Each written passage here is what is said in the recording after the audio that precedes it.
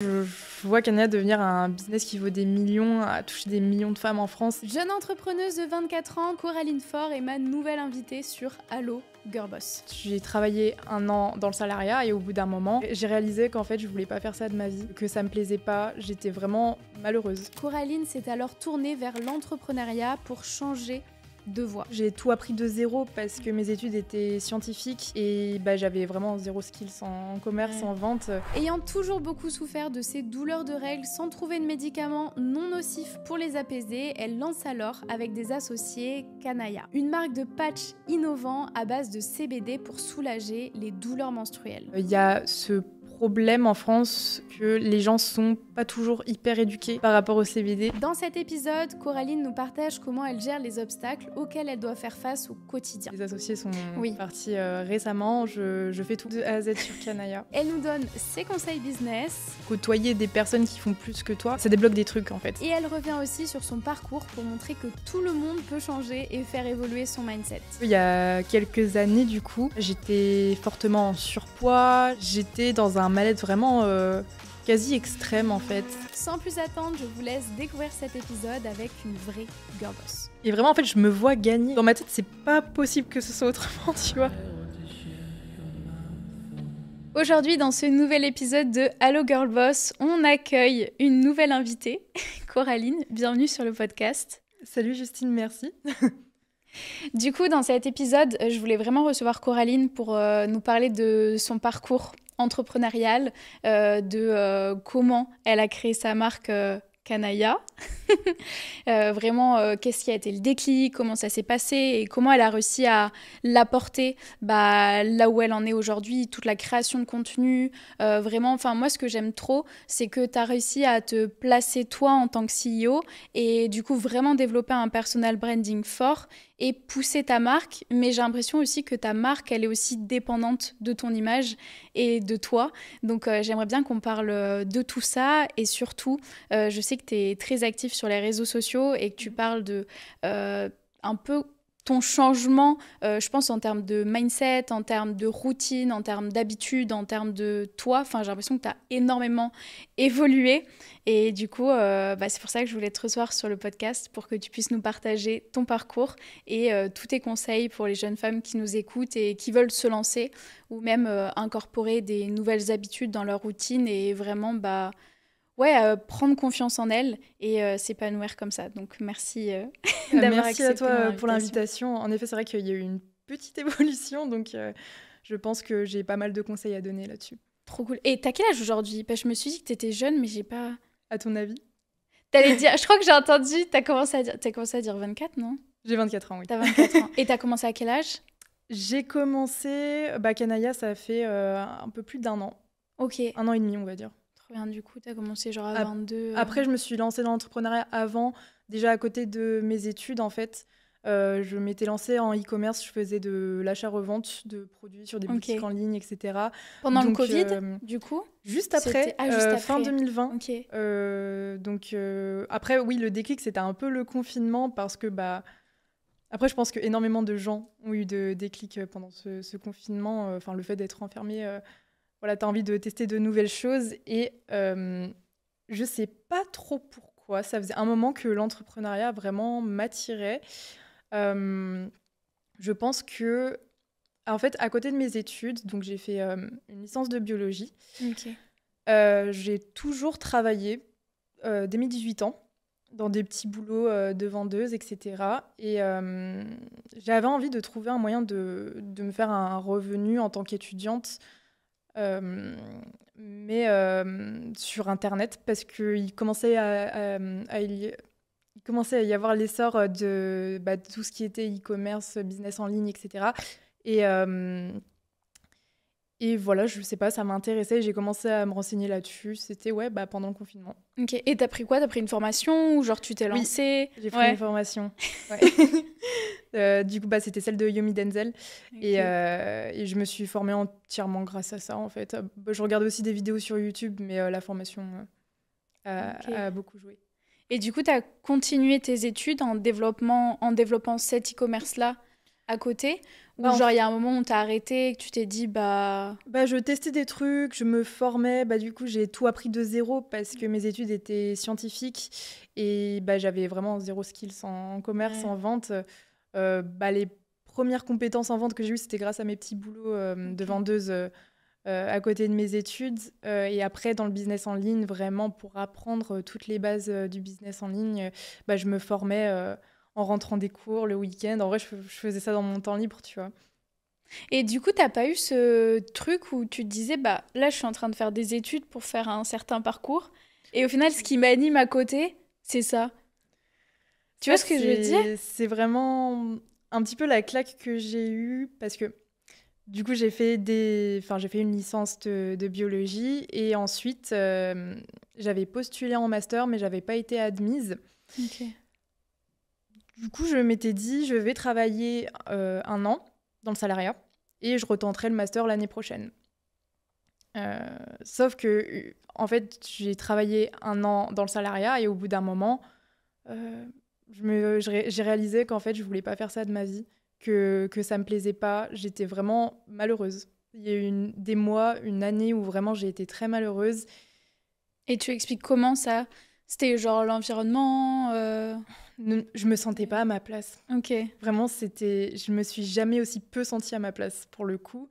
Et je sentais que j'appartenais pas à ce domaine-là, à cet environnement-là. Euh, et quand j'ai pris la décision de démissionner de ce CDI, j'ai eu une grosse claque parce que je pense que ça faisait des années en fait, ça faisait des années vraiment que j'avais une idée de carrière précise en tête et à ce moment-là, j'ai renoncé. Donc ça a été assez dur mentalement et puis j'avais un peu l'impression de faire une croix sur une carrière. Mais Ok, tu voulais finalement, je faire quoi? regrette Tu pas. voulais faire genre chercheuse Oui, alors en bio? à la base, je voulais faire chercheuse ou médecin. Ok. Donc vu que j'étais partie sur la fac de bio plutôt que la fac de médecine, a priori c'était plus pour faire de la recherche en biologie. Voilà. Mais, Et au final, ouais, je change. Enfin, déclic, je veux pas être salariée. ouais, en fait, je me rendais compte que quand je me formais à tout ce qui était e-commerce, business en ligne, etc., j'adorais ça en fait. La preuve, en fait, je le faisais dans mon temps libre au lieu de, enfin, je sais pas, aller profiter avec des potes ou quoi. Et, et je pensais qu'à lancer une marque. Je me disais, mais j'ai trop envie de lancer un beau projet entrepreneurial, vraiment une marque qui pourrait avoir de l'impact. Ça, c'était vraiment mon rêve. Du coup, qui, que j'ai pu réaliser finalement. Donc, je suis très heureuse. Euh, voilà. Et comment ça s'est passé justement le lancement de Kanaya? Alors, Kanaya, c'est mon associé Vincent qui a eu l'idée, car en fait, il voyait sa petite sœur se plier de douleur pendant ses règles. Et si tu veux, lui, il avait l'habitude de prendre du CBD sous forme, Ok. parce que du coup, les patchs, c'est des patchs à Ouais. base de CBD principalement. Il avait l'habitude de prendre du CBD sous forme d'huile pour ses insomnies. Et en fait, il s'est demandé pourquoi les femmes ne prenaient pas de CBD pour atténuer leur douleur de règles. Et, en fait, il a eu cette idée. Et il y a un jour où il m'a appelé. Il faut savoir que Vincent, je le connais depuis le collège. Ok. Donc on était au collège ensemble et on avait gardé contact. Et il savait qu'en fait, j'avais cet attrait pour l'entrepreneuriat, que j'avais vraiment envie de lancer un beau projet, mais que j'en avais pas encore. Euh, et il m'a appelé, il m'a parlé du projet. Et en fait, il faut savoir que j'ai souffert énormément de mes douleurs de règles, dès mes premières règles. Et j'ai jamais vraiment trouvé de solution à part des médicaments qui, du coup, sont hyper forts et pas forcément très bons pour la santé. Donc, en fait, il m'a appelé, il m'a parlé du projet parce qu'il s'est dit, je pense qu'il s'est dit, c'est pour Coraline, quoi. Et c'est parti de là, en fait. Ok. Trop cool. Ouais. Et du coup, après, vous avez commencé à réfléchir. Parce que, en fait, pour moi, ça me semble. Enfin, totalement flou dans le sens où ça veut dire qu'il faut réfléchir Ouais. au produit, réfléchir à sa composition, Mm. sous quelle forme il va être, genre le packaging, comment ça s'est Ouais. passé un peu tout ce process-là. Et genre, combien de temps vous avez mis avant d'avoir le premier prototype ou genre vraiment le premier produit? Enfin, moi, je trouve Ouais. ça trop intéressant. Ça a été assez rapide parce qu'on ne l'a pas Ok, fabriqué en interne. ok, Euh, mais si tu veux, là, le but, en fait, déjà, il faut savoir que pour avoir l'idée sous forme de patch, parce qu'on voulait vraiment quelque chose qui se différencie, parce qu'il y a ok. déjà énormément d'huile au CBD, Ouais, vous auriez pu etc. partir sur les gouttes comme pour Exactement, sauf l'insomnie. que il y en a déjà énormément et l'idée c'était vraiment d'avoir quelque chose qui se différencie. Et en fait, ouais, il y a eu l'idée du patch parce qu'en fait finalement c'est quelque chose qui est terriblement pratique. En fait, tu le mets, tu le colles sur ton ventre à l'endroit, sur la zone douloureuse, et puis tu peux le garder pendant 24 heures Ok. et on n'en parle plus. Alors que, enfin voilà, sous forme de baume, par exemple, faut en remettre, ça tâche les vêtements, ça colle. Ou alors les huiles, faut en reprendre plusieurs fois dans la journée. Enfin, l'idée, c'était d'avoir quelque chose de différenciant et vraiment qui soit pratique. Faut savoir que le patch, il est invisible aussi. Mm. On le sent quasiment pas sur la peau. Enfin, voilà. Donc il y a eu cette idée du patch et du coup, on a contacté énormément de laboratoires et ça nous a mené jusqu'à un autre laboratoire actuel aux Pays-Bas qui fabrique les patchs, enfin qui nous ont dit que c'était totalement possible Ok. de faire ça en fait. Et du coup, on a reçu les premiers échantillons qui ont été testés sur moi, sur la petite sœur de Vincent, ses copines. Enfin, c'était vraiment au début, voilà, on testait, mais on s'est rendu compte que c'était vraiment très très efficace. Et à partir de là, tu vois, on a commencé vraiment à avoir cette idée de vouloir le faire tester au plus de femmes possible. Et voilà. Ok. Et justement, comment vous êtes répartis un petit peu les tâches? Tu vois, genre, je sais que toi, tu avais toutes ces compétences de e-commerce, du coup, Mm. mais j'ai vu que tu faisais aussi toute la partie marketing. Du Mm. coup, c'était quoi un peu Enfin, toi, ce que Alors, tu faisais dans la boîte? ouais, ces derniers mois, moi, je me suis du coup énormément, tu as compris, occupée de tout ce qui était communication, création de contenu, etc. Et les garçons, du coup, parce qu'il y a Vincent, mais il y a aussi Hugo qui était sur le projet, qui était un ami à Vincent de base. Euh, voilà, ils étaient plus sur les tâches en backup, on va dire, sur le site, l'emailing. C'est des compétences que j'ai aussi, mais du coup, vu que je m'occupais beaucoup de la partie communication, euh, je leur ai laissé. Et voilà. Ok. Et comment t'as eu l'idée? Enfin, moi, je t'ai connue parce que j'avais vu les réels sur Insta où t'allais dans la rue et tu faisais Ouais. vraiment un petit peu le truc Ah, les micro-trottoir. micro-trottoirs. Ouais, Ouais. trop cool. Et comment t'as eu cette idée de te dire, bah vas-y, je vais vraiment, moi, genre aller faire le contenu pour la marque, me montrer. Enfin, moi, je sais que personnellement, je pourrais pas aller faire ça dans la rue. C'est pour ça Ah que... ouais? Ah non, Bah, non. en vrai, déjà, le format micro-trottoir, il y a peu de... Enfin, il y a un essor, du coup, depuis ces derniers mois. Ouais, ça c'est Il y a vrai. beaucoup de marques qui le font, mais avant, non. Et en fait, c'était beaucoup au début des marques US euh, qui, euh, qui faisaient ça. Et, et ouais, Vincent avait vu ça et avait dit, mais il faudrait trop le faire pour Canaya et tout. Ça rendrait trop bien. Enfin voilà, c'est quand même un problème qui touche énormément de femmes. Ouais. Voilà, tu vas dans la rue, tu parles de règles. C'est pas. Enfin, forcément, en fait, on voulait quelque chose, pas qui choque, mais qui éveille les esprits un petit peu Mm, mm, sur les mm, mm. réseaux sociaux.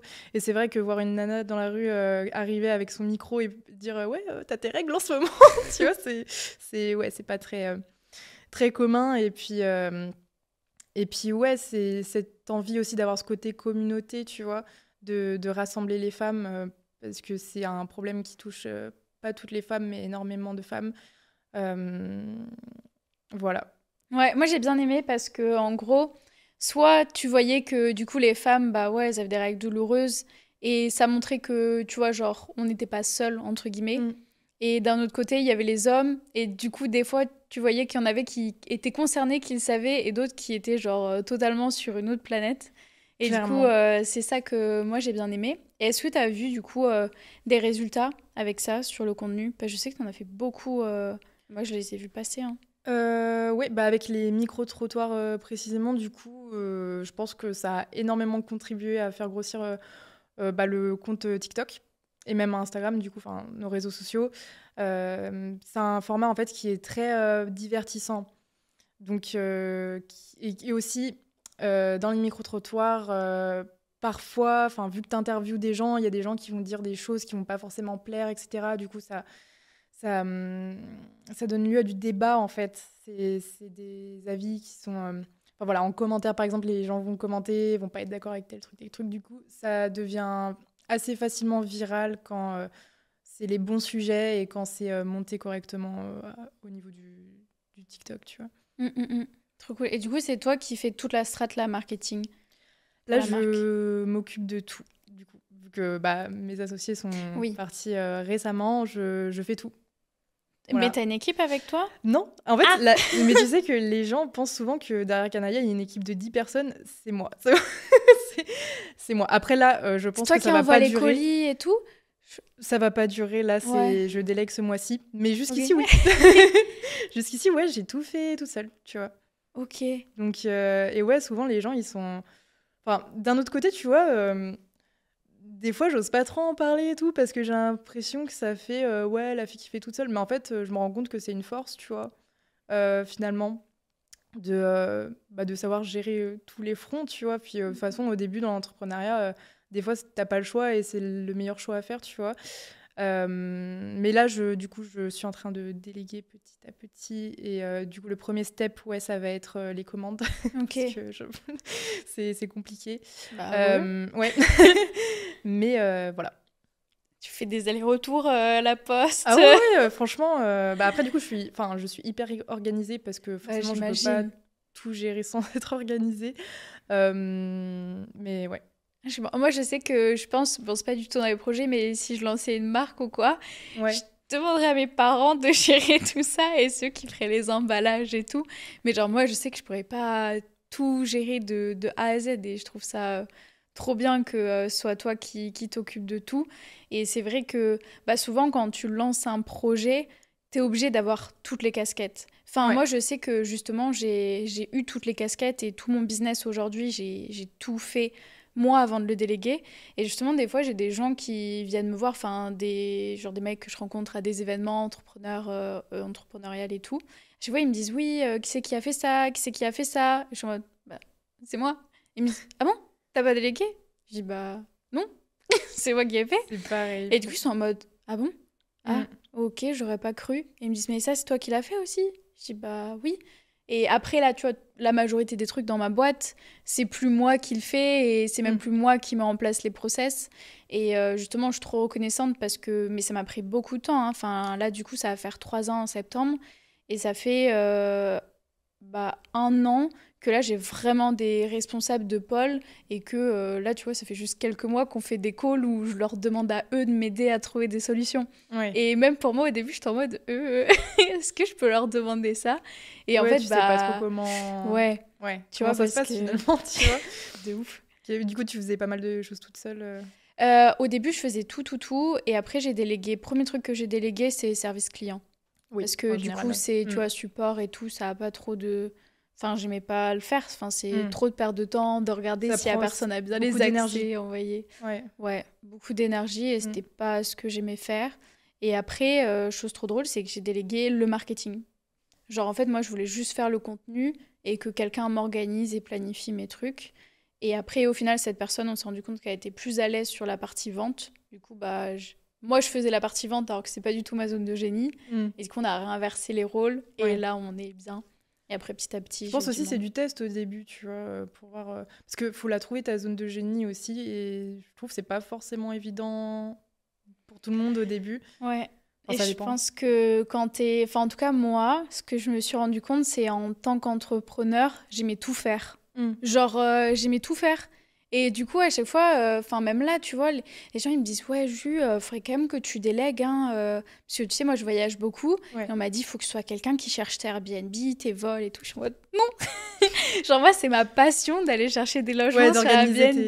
tes voyages. Et les gens, ils me disent, mais Justine, genre, ça t'apporte quoi? Je dis, mais satisfaction personnelle. J'aime, ok. des trucs. Ouais. Et du coup, Et tu vas pas le déléguer? je peux pas. Je crois Ouais. que je peux pas. Ou au pire, les billets d'avion, mais j'aime contrôler, tu vois, à quelle heure je vais prendre mon avion, le temps Ouais, j'avoue. d'escale, si je vais pas être stressée. Enfin, Mm. tu vois, ou alors il faudrait vraiment une personne qui me connaisse, mais enfin, ça va prendre du temps. Mais non, les Airbnb, je peux pas. Il y a plein de trucs comme ça, on me dit, ouais, tu veux pas déléguer ça, ça. Et je suis en mode, non. Genre, je veux garder Mais c'est ça, je pense que le... aussi j'ai un petit contrôle, tu Ouais, vois, mais en même temps, bon, déjà c'est ma marque, c'est mon bébé, et puis, et puis ouais, c'est. Je pense qu'on se pose à tort la question de est-ce que ce sera bien fait, tu vois. Évidemment que oui, tu vois, si tu prends les bonnes personnes, il n'y a pas de raison. Mais je pense que c'est une question que tu peux pas trop éviter. Et ouais. cette peur de. Enfin, en tout cas, moi je sais que je l'ai de. Ouais, est-ce que ça va être bien géré, tu vois. En vrai, j'avais la même peur que toi. Et ça me fait penser là au séminaire avec Léa Hormozy que j'ai fait. Et tu vois, on s'est rendu compte, parce que du coup, j'ai été avec Julie qui est mon bras droit, et on s'est rendu compte que nous, en fait, on prenait les gens et on les formait pour faire ce que nous, on voulait et que ce soit parfait et que ce soit bien. Mm. Et tu vois, tout ce qu'on met en place, bah, c'est soit moi, soit Julie, on se forme sur le truc et on le fait. Mm. Et en fait, dans le séminaire, c'était tout tourné autour de le qui, tu vois, genre la personne. Et en fait, eux, dès qu'ils ont une problématique, ils recrutent une personne. Ouais. Et en fait, ce qu'ils nous ont dit, c'était déjà, ils ont fait un calendrier sur une semaine où tu loguais toutes tes tâches et tu regardais toutes les tâches qui n'étaient pas essentielles ou trop récurrentes. Et en fait, après, tu essayais de trouver quelqu'un pour le faire à ta place. Mais quelqu'un qui sait mieux que toi. Ouais. Et justement, moi, j'ai toujours eu ce débat de me dire, est-ce que je peux... Enfin, est-ce qu'il faut que j'ai des gens qui sachent mieux que moi? Parce que du coup, ils vont me remplacer. Et peut-être qu'ils pourront faire les choses encore mieux que moi. Mais tu vois, je le voyais un peu en mode concurrence, dans le sens où ils allaient me prendre mon business s'ils étaient meilleurs que moi. Tu vois un Ah peu? ouais? Ok. Ouais. Ouais, ouais, Et je vois. de l'autre côté, je me suis dit, bah, en fait, s'ils sont meilleurs que moi, ça peut que aider mon business à Clairement. évoluer encore plus. Et du coup, là, je suis vraiment ressortie du séminaire en mode, si j'ai une problématique, il faut que je trouve la personne qui va résoudre ça et qui va m'apporter quelque chose. Mm. Et là, on fait un recrutement. Et tu vois, c'est trop bizarre de me dire, faut que la personne m'apporte quelque chose. Genre, je peux pas me contenter de juste la personne sait faire les choses, il faut qu'elle sache faire plus et du coup qu'elle m'apporte. Mais genre là, enfin, c'est juste parce que j'ai fait le workshop et qu'ils m'ont brainstormé et qu'ils ont genre Ouais. mis des barrières et tout. Parce que tu vois, Julien me disait, mais il faut quelqu'un qui a au moins 5 ans d'expérience hein, dans le marketing. J'étais en mode, 5 ans, tu crois qu'on va trouver On peut mettre 3 hein, sur la fiche de poste. Elle me disait, non, on va mettre 5 et on Mm. prendra personne en dessous de Ouais. 5. J'étais en mode, oui, ok, d'accord. Ouais. Puis, je sais plus qui c'est qui m'avait dit aussi, par exemple, que ton premier recrutement déterminera tous tes prochains recrutements. Ah Du coup, ouais? faut vraiment que tu trouves des personnes qui, je sais plus qui c'est qui m'avait dit ça. Euh, Enfin bref, le fait dans tous les cas de trouver des personnes qui sont plus compétentes que toi, ça peut que, enfin, en fait, ça repousse les limites, tu vois. Mm, mm, mm. Tes limites, tu les repousses grâce à d'autres personnes qui viennent s'ajouter à l'écosystème de ton business et c'est super puissant, je trouve. Ça, c'est le bon mindset à avoir. Mais je Ouais. l'ai eu que là, il y a quelques semaines, quoi. Ouais, mais Je enfin, me c'est pas suis grave, le dit, plus important, c'est que tu l'aies maintenant. ouais. Et Mm. du coup, là, tu gères tout de A Je à gère Z. tout de A à Z sur Kanaya actuellement. Je suis en train de déléguer les Ouais. commandes, enfin, tout ce qui est la partie SAV et tout. Mais oui, c'est moi qui gère la création de contenu, le site. Le site, je l'ai refait récemment. Ok. Il y a genre 5 personnes qui m'ont dit c'est qui l'agence qui a refait ton site? Il est trop bien. Ah ouais? Et genre, bah c'est moi, je l'ai refait en 3 jours. Et en fait, c'est limite, les gens ils me croyaient pas, tu vois. J'étais en mode, mais enfin, ouais, enfin, Oui, tu pensais pas capable de faire ça? bah je sais pas, mais ouais, ils étaient étonnés en tout cas quand je leur disais que c'était moi qui l'avais fait. Du coup, tu as eu toutes ces compétences-là de quand tu as fait les coms Ouais, et que tu as en fait, cherché. grave.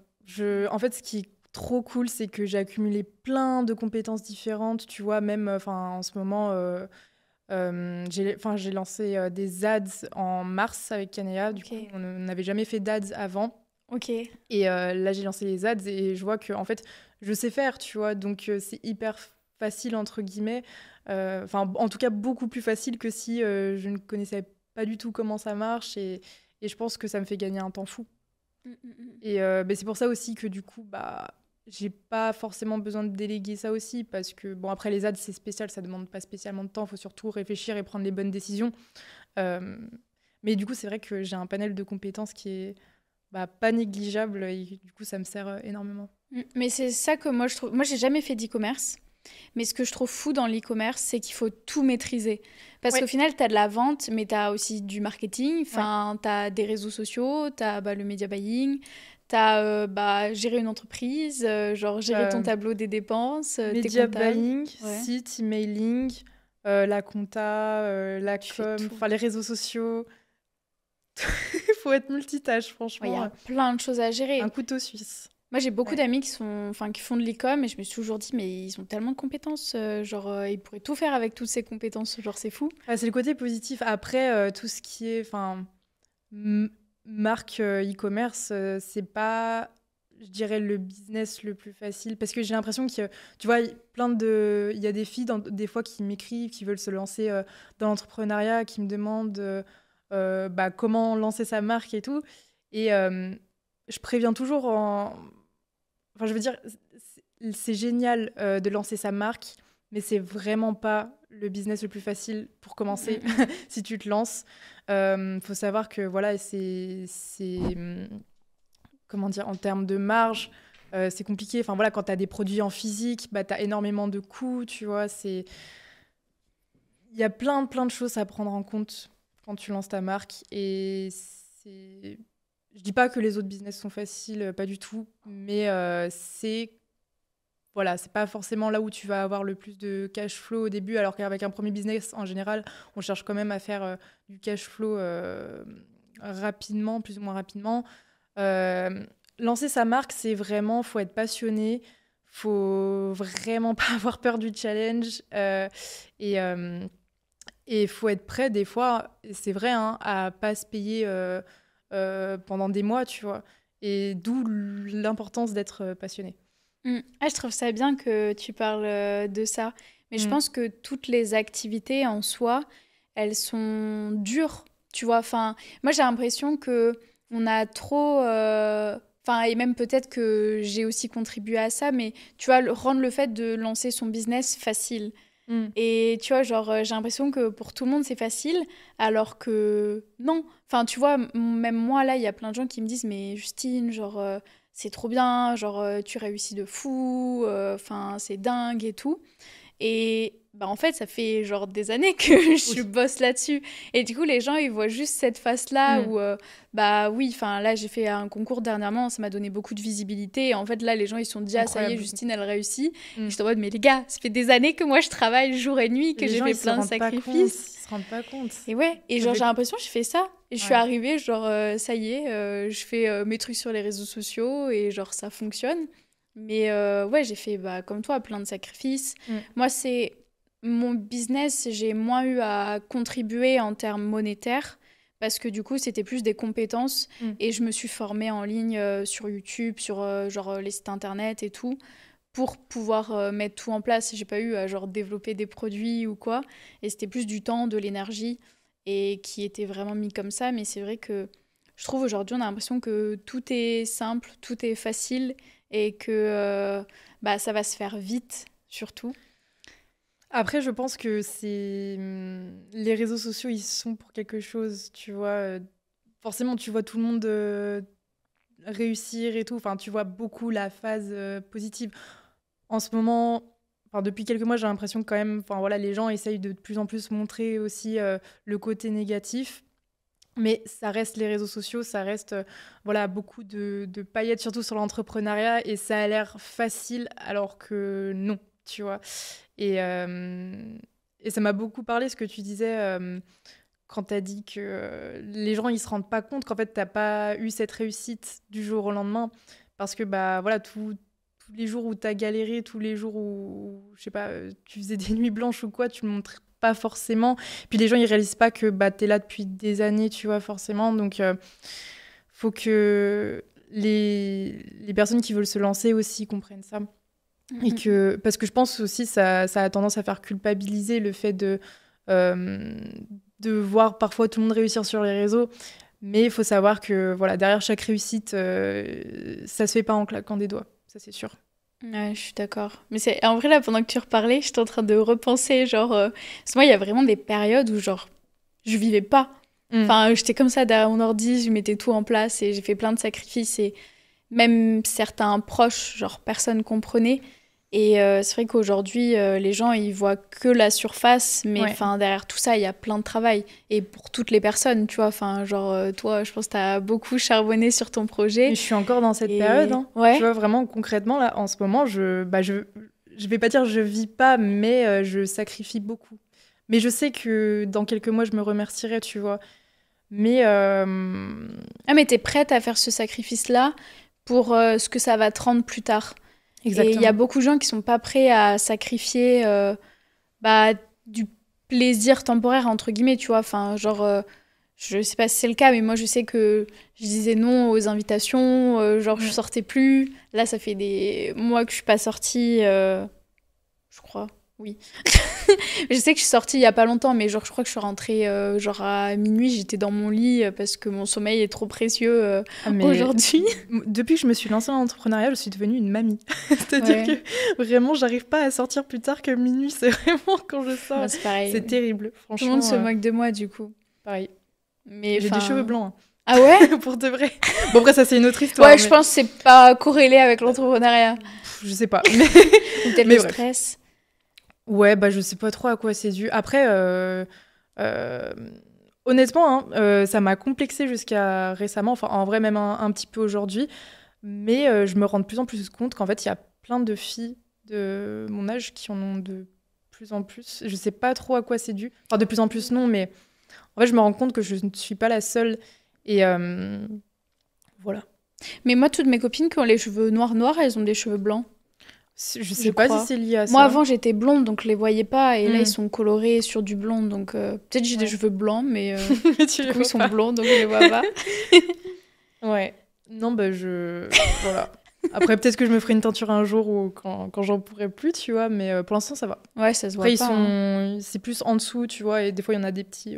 Peut-être qu'on les voit, là, je sais pas. Des petits qui pop comme ça. Mais bon. T'inquiète pas. Euh, C'était la petite entracte Voilà, c'était la petite parenthèse par cheveux de tes mamie. cheveux. Et du coup, là, c'est quoi les next steps pour Kanaya? Alors, les next steps, là, je suis en pleine phase de scaling, on va Ok. dire. Donc vraiment, Ah, est-ce que, désolée de te couper, mais t'inquiète. est-ce que d'aller à Bali, ça t'a aidé et inspiré? Parce Oh, que tu poses une je sais grosse que... question. Ah ouais?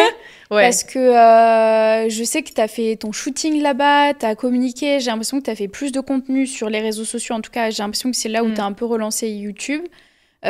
et que t'as été plus actif. Enfin, en tout cas, moi, je l'ai vu comme ça de l'extérieur. Du coup, je sais que moi, c'est Bali qui m'a aidé à lancer mon business. Ah ouais? Et ouais, Ok. c'est Bali qui m'a. Bah, en fait, moi, je pensais pas que c'était possible de faire tout ça et de rencontrer plein de gens qui faisaient ça. Je me suis dit, ok, je vais faire. Et j'ai rencontré les bonnes personnes qui m'ont vraiment guidée. Et c'est là où j'aurais pas été à Bali, tout ça là, ça n'existerait pas. Et j'en suis Incroyable. persuadée. Genre vraiment. Et là, je sais Ouais. que j'ai une copine qui est aussi à Bali. Je sais pas si tu l'as rencontrée, Mariam.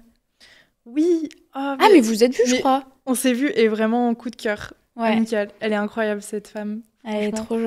Ouais, je Ouais. l'aime trop aussi. Je l'ai Ouais, rencontrée ouais. à Dubaï. Et là, j'ai l'impression mais qu'elle a genre fleuri, genre. Ah, mais là, bah justement, je l'ai rencontrée à Bali. C'était la première fois qu'elle venait, apparemment. Oui. Et du coup, moi, je partais au bout d'un mois. Je savais pas si j'allais extend ou pas. Finalement, j'ai pas extend pour plusieurs raisons. Mais elle me dit, je crois que je vais extend. Je me sens trop bien ici. Et en fait, ça se voit qu'elle est dans son Ouais. élément, tu vois. Mais j'ai l'impression que Bali, ouais, je sais pas, il y a un truc, tu vois. Où, bon, après, c'est un peu le mythe, tu vois, en mode. Enfin, moi, en tout cas, c'est ce qu'on m'avait dit. En mode, t'arrives à Bali, tu vas avoir des révélations et tout. Est-ce que ça a eu lieu? Oui. Je ne sais pas comment expliquer ça, mais bon, comme on en parlait avant, du coup, depuis récemment, je suis seule sur Kanaya. Mm. Du coup, mes associés sont partis.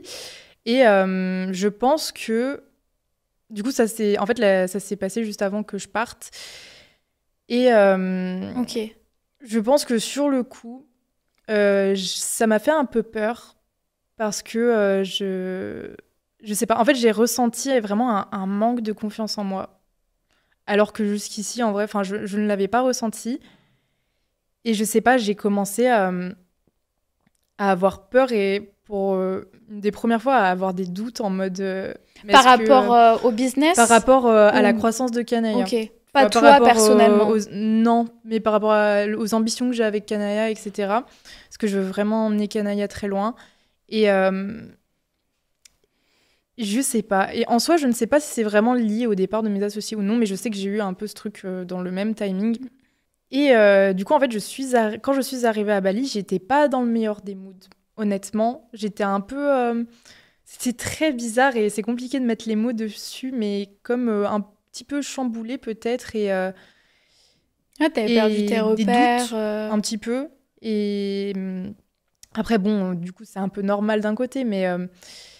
Et en fait, au fil des jours, je ne sais pas trop comment ça s'est fait non plus, mais j'ai eu vraiment ce boom de confiance en moi, de réalisation en fait, en mode, mais en fait, Coraline, t'as tout pour réussir.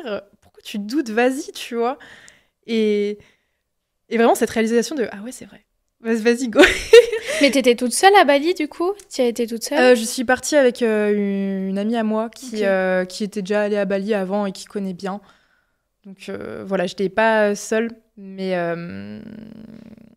ouais. Ouais, c'était genre un nouveau... Enfin, moi, je trouve Bali, c'est hyper inspirant, dans le sens où t'as... Enfin, après, moi, quand j'y ai vécu, c'était différent d'aujourd'hui. Et c'est pour ça que là, j'ai peur d'y retourner, parce que c'est plus du tout comme le Bali que moi, j'ai connu.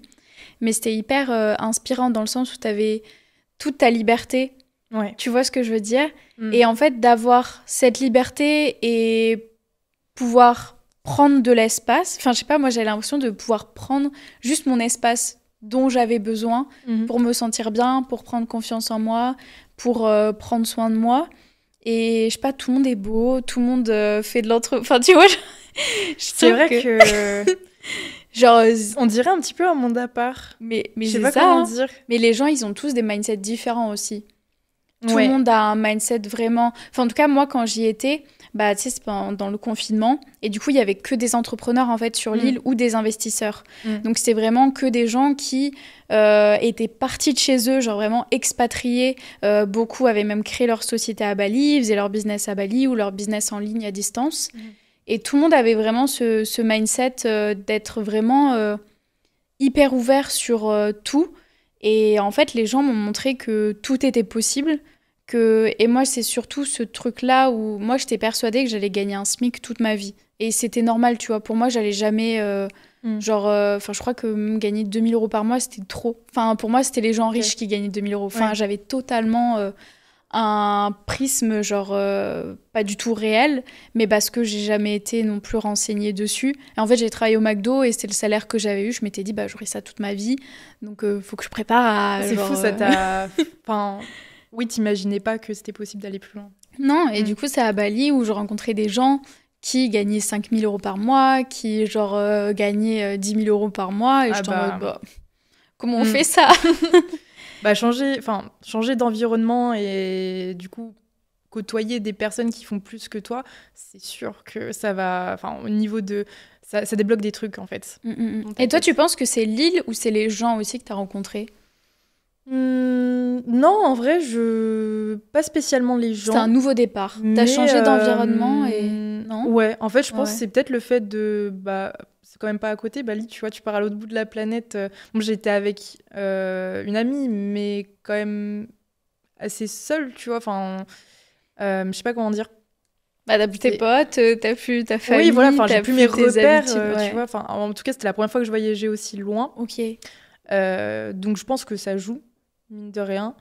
T'as plus de repères et puis ça m'a peut-être challengée et je sais pas, ça a mis des choses au travail dans ma tête. C'est la bonne chose au bon moment. Mais exactement, en fait, j'en ressors grandie finalement et puis j'ai l'impression que ça a débloqué des choses, tu vois.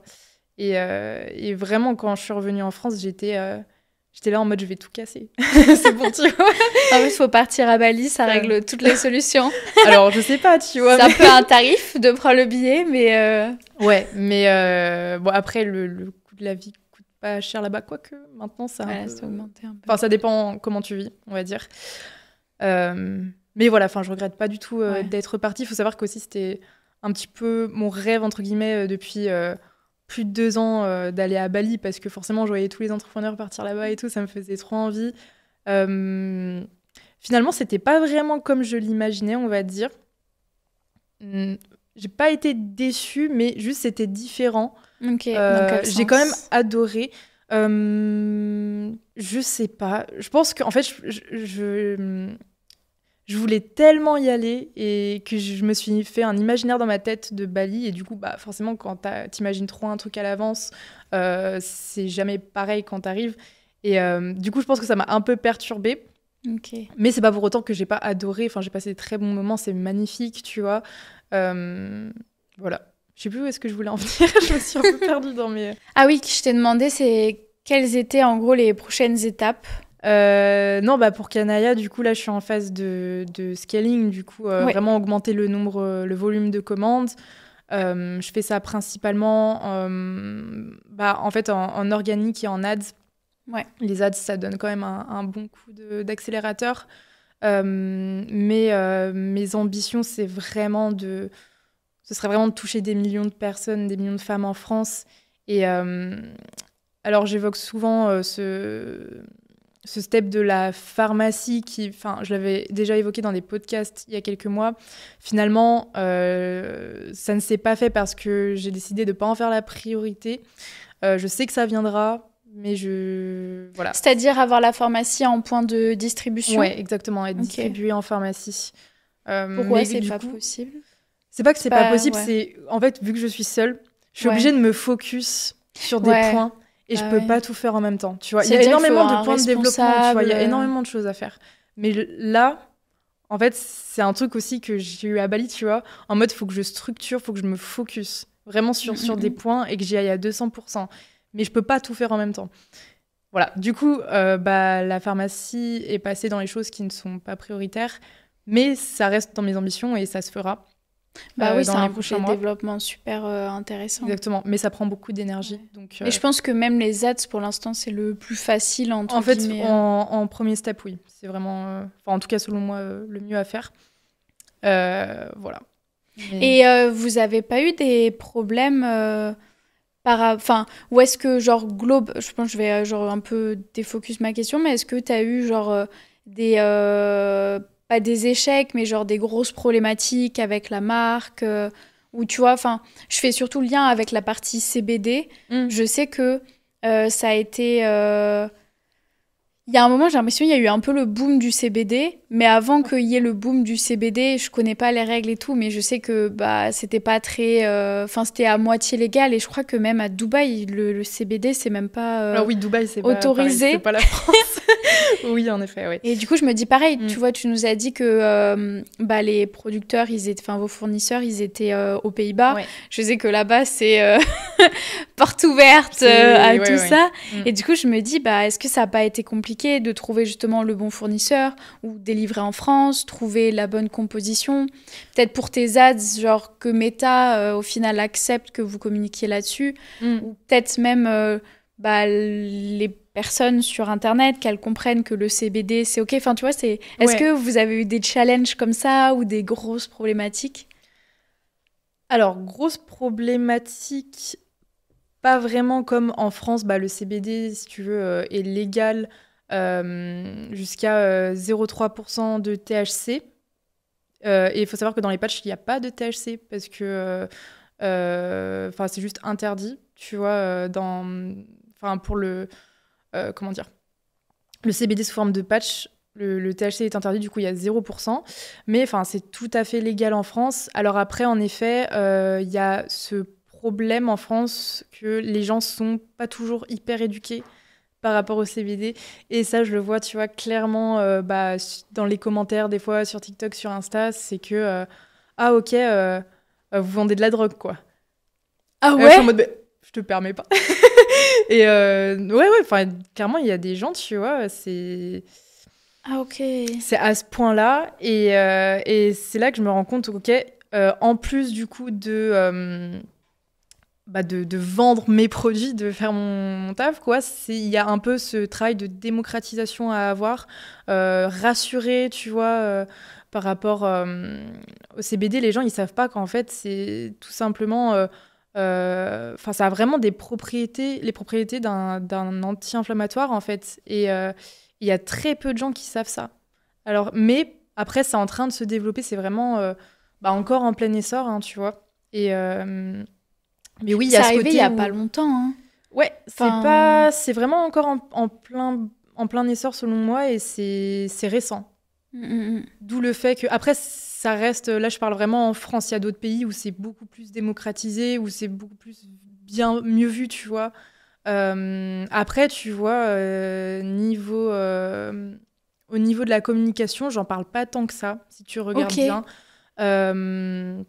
Ouais, mais il y a tout un boulot de démocratisation que je fais sur le site, sur la page produit. Évidemment, pour expliquer, les gens, tu vois, éduquer en mode... le patch contient principalement du CBD, mais dedans... le CBD, c'est quoi c'est une molécule issue de la plante de chanvre. Mais c'est une plante, tu vois, comme une autre. C'est pas parce que c'est du chanvre que... Là, il n'y a pas de THC, qui est la molécule responsable des effets un peu euphorisants. Donc, pas de risque là-dessus. Enfin, il faut vraiment faire ce travail de rassurer. Et des fois, je me demande, en vrai, est-ce que ce serait pas plus facile si le CBD, c'était vraiment quelque chose d'hyper courant, machin, mais... Je sais pas, au pire, je me dis, ça rajoute du challenge et moi, j'aime bien. Ah ouais, t'aimes bien les challenges? Ouais, je sais pas, c'est un petit peu mon côté maso, je pense. Mais après, je veux dire, tant pis, tu vois, c'est mon taf de démocratiser et de prouver que c'est OK, tu vois. Attends, je veux juste revenir sur le truc de t'aimes bien les challenges. Ouais. Parce que je trouve ça trop cool. Parce que moi, je sais que, et souvent dans mes DM ou les personnes auxquelles je parle, elles ont peur de se lancer, elles ont peur que ce soit trop dur, elles ont peur de l'échec. Et justement, toi, tu me dis que t'adores les challenges, donc je pense que t'es un peu comme moi. Moi aussi, j'adore. Moi, quand il y a des périodes de crise, j'aime bien, tu vois, parce que ça change. Ouais. Et bon, des fois, je suis en boule dans mon lit, en pleurs, et je suis au bout de ma vie, tu vois, genre, parce qu'il y a des moments où je suis en mode, pourquoi ça me tombe dessus? Mais en fait, à chaque fois, j'arrive à relativiser et me dire, mais s'il y a ça qui m'arrive, c'est que je vais pouvoir mettre en place tout ça derrière et que ça va encore plus propulser. Et ouais, j'aimerais bien voir, toi, ta vision du challenge ou de l'échec. Genre, pourquoi tu kiffes? Et genre, limite, enfin, tu vois, moi, je trouve ça trop fort d'écouter des podcasts et de se mettre dans la tête de personnes. Ouais. Et je pense que là, t'as le bon mindset que j'ai envie qu'on puisse transmettre aux gens qui nous écoutent. Alors, pourquoi est-ce que j'aime bien le challenge concrètement? Vraiment, je sais pas trop. En fait, c'est juste, en vrai, un constat. Ok. Moi, on me dit souvent, Coraline, t'adores faire les choses compliquées. Mais en fait, je pense que juste c'est plus fort que moi parce que si c'est pas compliqué, on s'ennuie. Après, c'est vraiment spécial comme point de vue, tu vois, mais je pense que c'est aussi ce qui peut me pousser à passer par-dessus les obstacles quand il y en a et passer par-dessus les plus gros surtout. Alors, je dis pas que, évidemment, quand il y a un problème ou un challenge, je suis jamais en PLS, je suis là en mode ouais, trop bien, pas du tout. Hein. Des fois, vraiment, je suis au bout de ma vie et tout. Mais en fait, je vois ça d'une manière... c'est important. En fait, tous les challenges, toutes les erreurs qui t'arrivent, en tout cas dans ton business, dans ton parcours entrepreneurial, pour moi, c'est là pour t'apprendre des choses et pour te faire grandir. Et en fait, tu t'en rends compte souvent après. Tu t'en rends jamais compte sur le moment. Tu t'en rends compte après en mode « Ah ouais, mais en vrai, s'il me serait pas arrivé ça, j'aurais jamais appris ça. Et en vrai, ça se trouve, là, je serais en train d'échouer et tout. » Mais vraiment... faut voir ça comme quelque chose de bienveillant. Ça peut paraître lunaire dit comme ça, tu vois, mais pour moi, c'est vrai. Et tu peux pas construire quelque chose d'ambitieux, quelque chose de grand sans challenge. De toute façon, ça fait vraiment partie du jeu. Tu vois, si tu te lances dans l'entrepreneuriat en disant ouais, ça va être tout lisse, je vais passer toutes les steps hyper facilement... désolée, mais tu vas être déçue, tu vois. Donc, ouais, c'est un peu mon point de vue là-dessus. Ouais, Je sais pas si t'es comme ça aussi. Je suis pareil dans le sens où, pour moi, il faut vraiment qu'il y a un défi ou une problématique ou tu vois un truc qui fonctionne pas pour évoluer. Parce qu'en fait, sinon, bah, t'évolues pas, tu vois, genre tu stagnes et c'est cool. Mais quand tu veux évoluer, toi, enfin, genre apprendre des trucs, mettre en place des trucs dans ton business, bah, t'es obligé de passer par des périodes de crise. Et moi, je sais que j'ai de la chance, peut-être pas, mais j'ai pas eu des énormes coups durs dans le business. Mais tu vois, genre, j'ai eu des trucs où, genre, bah, on a tout revu les process, on a tout réoptimisé, on s'est formé, on a recruté quelqu'un, enfin, il y a plein de trucs qu'on a fait. Mais en fait, à chaque fois, bah, ça nous fait juste passer au niveau d'après, tu vois. C'est ça. Et justement, c'est dur parce que, enfin, tu vois, il y a ce truc où on appelle ça échec. Mais bon, ouais, c'est pas un échec. Parce qu'en fait, t'apprends et genre, j'ai pas réussi à trouver de mots pour remplacer le mot échec, mais les gens, enfin, je sais que souvent on me dit, ouais, j'ai envie de me lancer là-dedans, mais j'ai peur d'échouer. Bah, en fait, même si t'échoues, bah, c'est pas grave parce que peut-être que tu vas lancer, bah, là, un projet, une marque ou je sais pas quoi. Ça va peut-être pas marcher pour ça, ça, ça ou ça. Mais en fait, tu vas peut-être te rendre compte que bah, en fait, t'es plus fait pour quelque chose d'autre et ça t'a ouvert cette opportunité, ce mindset, ces skills. Et je trouve que ouais, les gens aujourd'hui, ils ont peur d'échouer alors que c'est la meilleure chose à faire et ce qui t'aide le plus. Après, oui, on est aussi humain et comme tu le disais, enfin, genre, il y a des moments où mentalement c'est dur aussi et genre. Et ça aussi, tu vois, ça te renforce. Et puis, je pense que, enfin, si t'as pas de challenge dans ton business à l'instant T, pour moi, c'est que tu te pousses pas assez. Enfin, c'est que si tu trouves pas des trucs à résoudre, des trucs qui vont pas, c'est que tu peux aller encore plus loin, tu vois. Enfin, c'est que tu te pousses pas assez. C'est que faut que tu y ailles, tu vois. Ouais. Jusqu'à ce Ouais, que tu arrives à ces portes qui sont ah mais mince, par exemple, je sais pas comment faire ça, ou alors j'ai ce problème-là, faut le résoudre. Si t'es là en mode oh mais ça tourne, tout va bien, machin, passe à la vitesse supérieure parce que du coup ça veut dire que tu te pousses pas assez, que tu peux vraiment aller plus loin, tu vois. Il y a toujours des trucs à faire. C'est ça. Il y a dans sa toujours business. vraiment des axes d'amélioration et puis ouais, auxquels tu penses pas forcément. Et du coup, est-ce que tu aurais des petits conseils aux filles qui nous écoutent pour gérer justement les petits défis du quotidien, les petits challenges? Dans l'entrepreneuriat ou pas forcément? Ouais. Ou sauf si tu avais des idées pour la partie perso. Non, je bah pense après que c'est ça se relié, rejoint, ouais. tu vois, ouais, c'est bah déjà d'aborder les choses avec le plus de calme possible.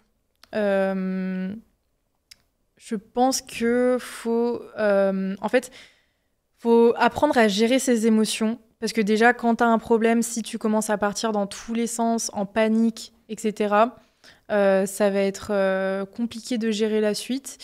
Et puis souvent, quand on a un problème, on a tendance à avoir tout de suite les idées un peu embrouillées, tu sais.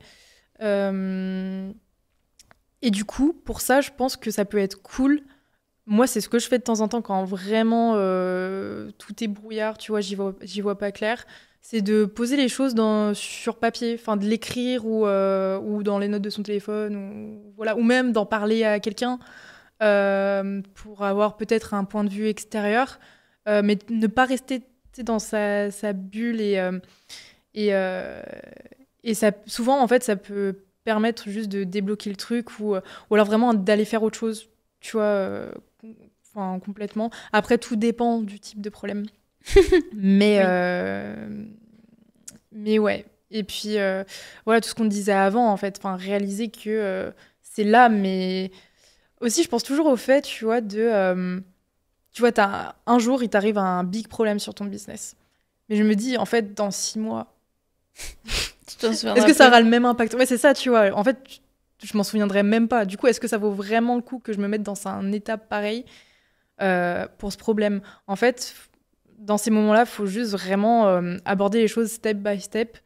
En mode, ok, qu'est-ce que je peux contrôler, qu'est-ce que je peux pas contrôler? Tu te concentres sur ce que tu peux contrôler. Tu fais les choses étape par étape, le plus calmement possible. Tu demandes de l'aide si tu as besoin d'aide. Parce que ça aussi, souvent, les gens... Moi, la première... Hein, moi, je demande jamais. moi, je sais pas demander de l'aide.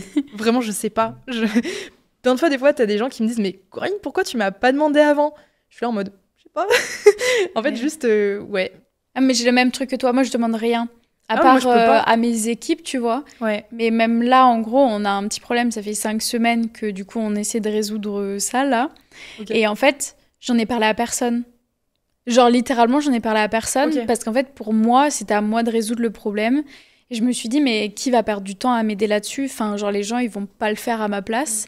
Et sauf que bah là, ça a commencé à vraiment se ressentir sur mon business.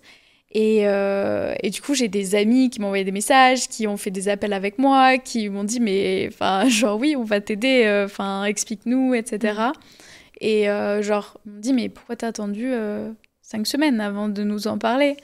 Je suis en mode, Ouais. Et même là, tu vois, j'en ai parlé à quasiment personne autour de moi. Il y en a juste qui ont vu l'impact. Parce qu'en fait, j'avais tellement de choses à gérer que j'étais. Enfin, je me suis juste dit, je vais mettre un plan d'action et on va juste le découler comme ça et on va voir si ça marche pas. Sinon, je vais demander à des experts. Et au final, ouais, tout le monde est venu en mode, mais Justine, fallait nous dire plus tôt, on aurait pu t'aider, Ouais. Tu penses que c'est dû à quoi?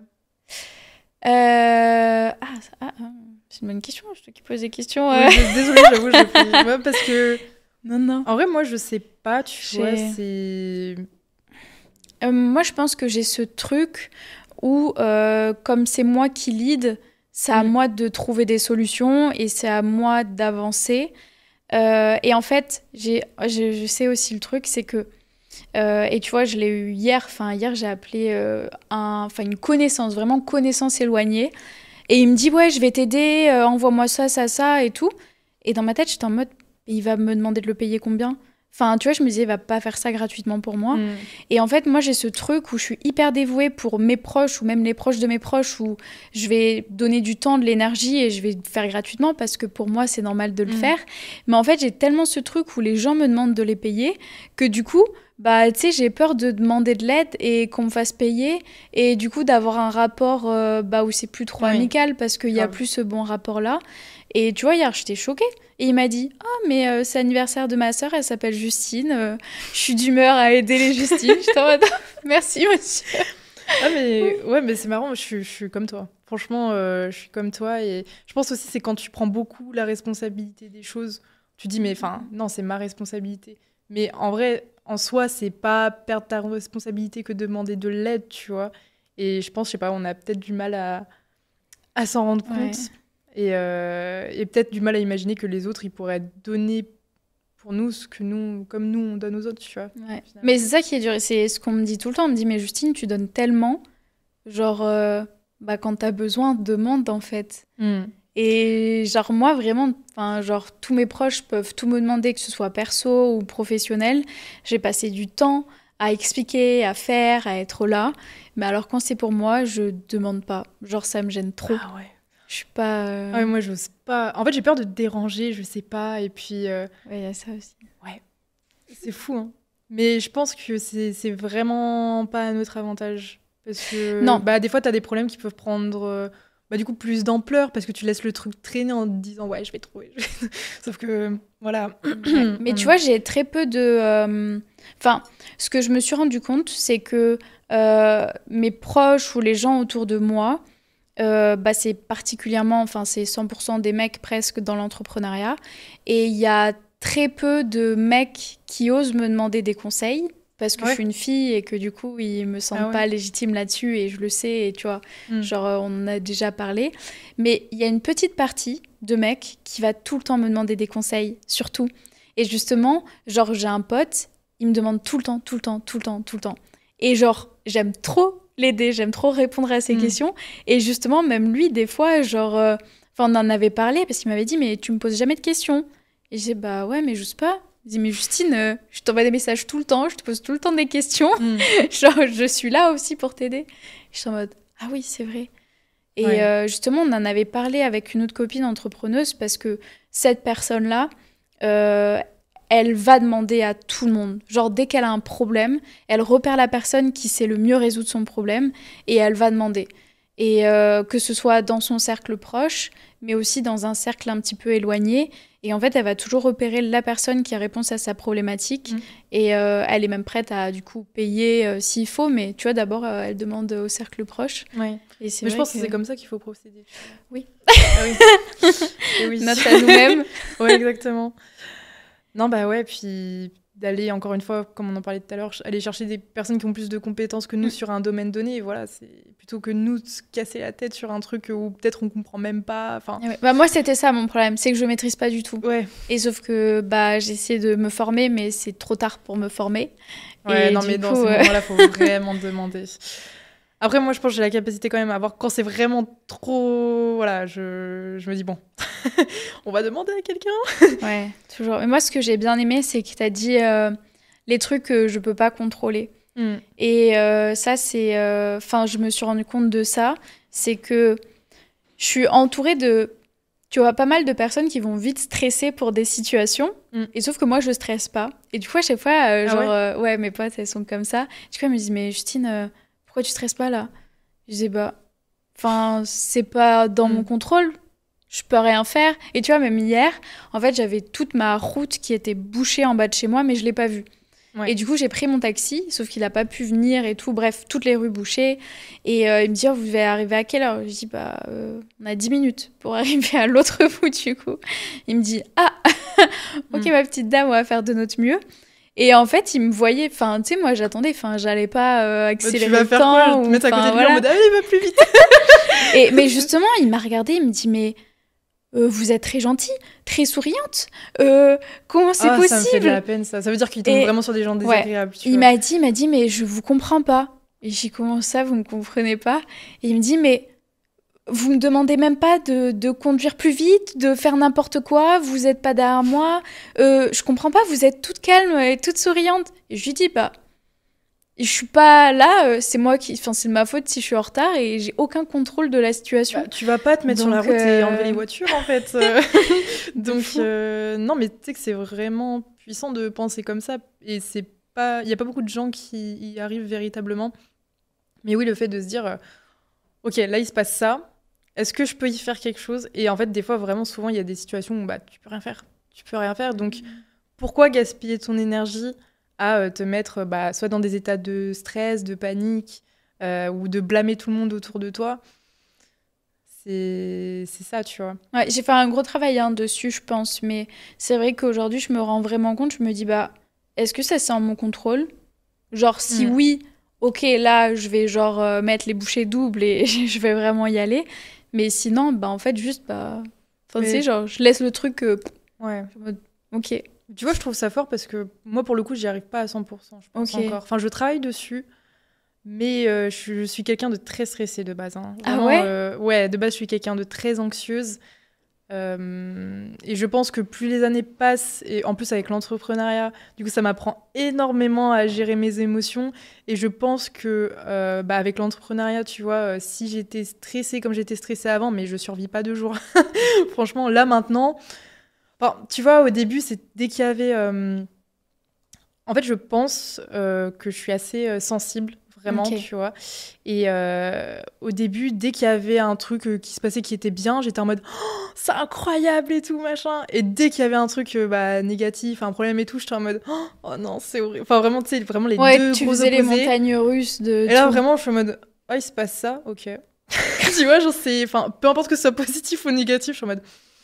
Ok, vraiment c'est...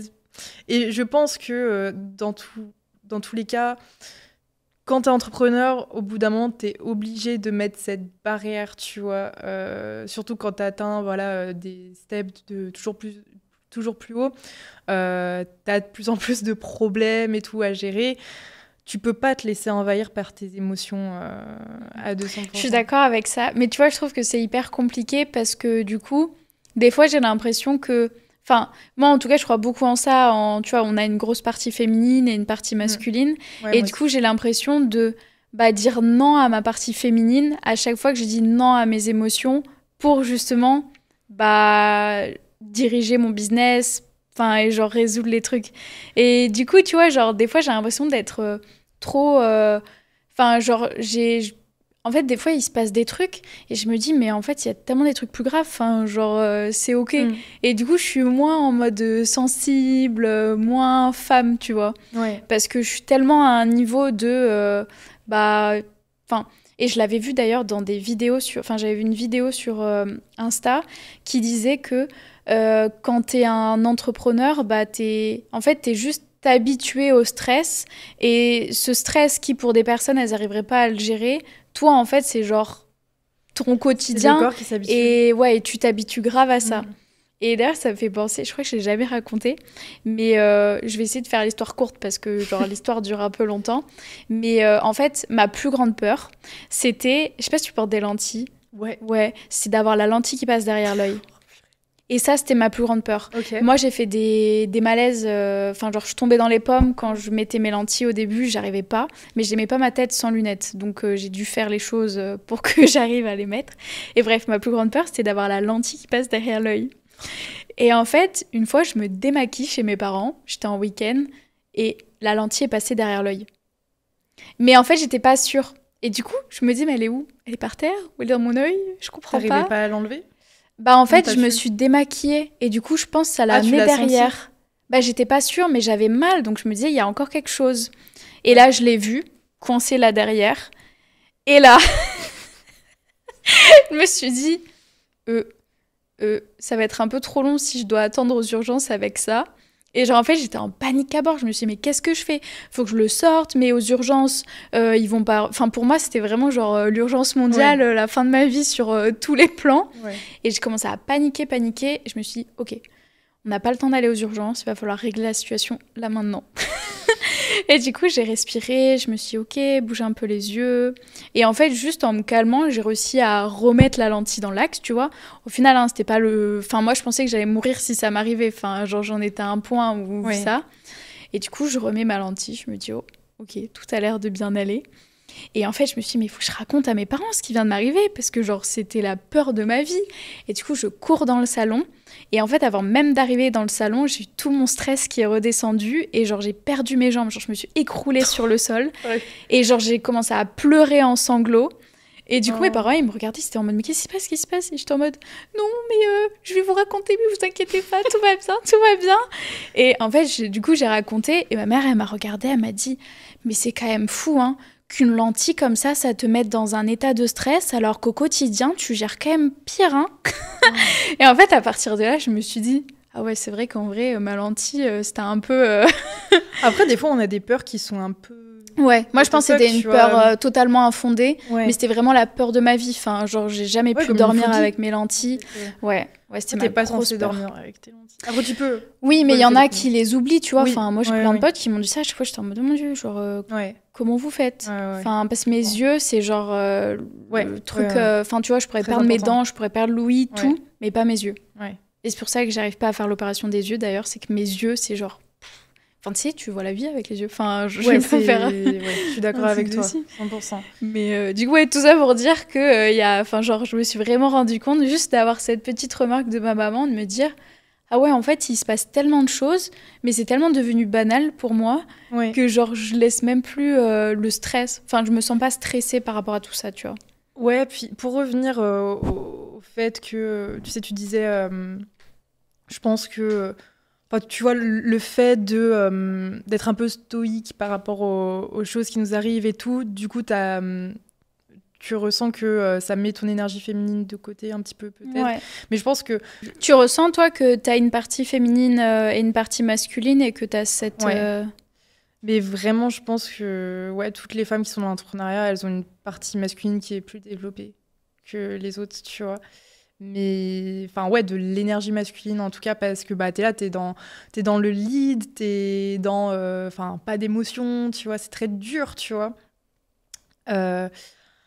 Après, comment trouver un équilibre, parce que après je pense que l'énergie féminine dans l'entrepreneuriat, elle a aussi sa force, tu vois, parce que le fait de ressentir les émotions, d'être très empathique, ça dans le business, être empathique en vrai, c'est une force incroyable. Tu peux te mettre dans la tête de tes clients, pour moi, c'est compliqué, mais tu peux essayer de le tourner à ton avantage.